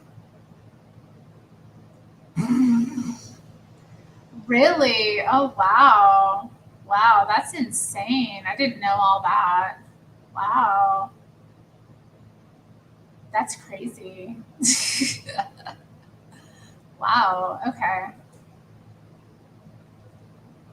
I hate how people like under like DUI too. I remember talking to someone recently was talking about like, oh yeah, I only had a DUI or something like that. And I was like, oh, only, okay. I was like, all right, only. We're going to talk about your DUIs and only, oh, it's just like minimizing it or something. I was like, interesting perspective there. Okay, I did see that. I wasn't sure why he'd been arrested though. Well, anyway, whatever. Yeah, he's never given me a good impression at all. I mean, but he also is a victim of the same system as well. He was put in this as a kid, you know. I don't know. Children actors, children performers, there's usually a lot going on under the surface. Some of them come out, you know, and can become normal, but a lot of the times they're going to go through some not normal phases. And sometimes they last a long time. And some of them never become normal, you know? What can you do? I was watching, speaking of child actors, I was watching National Velvet recently, which has the child Elizabeth Taylor in it, and I was just captivated by her. I couldn't believe her. She was just so like moving in it. Even as a like little girl, I was like, wow, what a beauty for one, but also just like, wow, like what a performance. And so you think about too with like the old time Hollywood and the system they had, and you know they went through a lot of stuff, but a lot of them had really crazy lives as well. Actually, now that I'm thinking about it, a lot of early Hollywood types, yeah, they had some pretty interesting experiences, to say the least. MK Ultra, yes, MK Ultra. Well, you know what? It's been a lovely evening. I've enjoyed talking with all of you, going down the loop-de-loops and holes we did, but I think it's getting a bit later. I've been on for a while, and I should probably attend to things at home and get myself to bed at a proper hour. So, yeah, I wish you all well. I'll be back another time this week, I'm sure, and we'll pick up reading the antidote, and might do some Bible study this week as well, just to catch up. And yeah, until then, keep it real. Take care.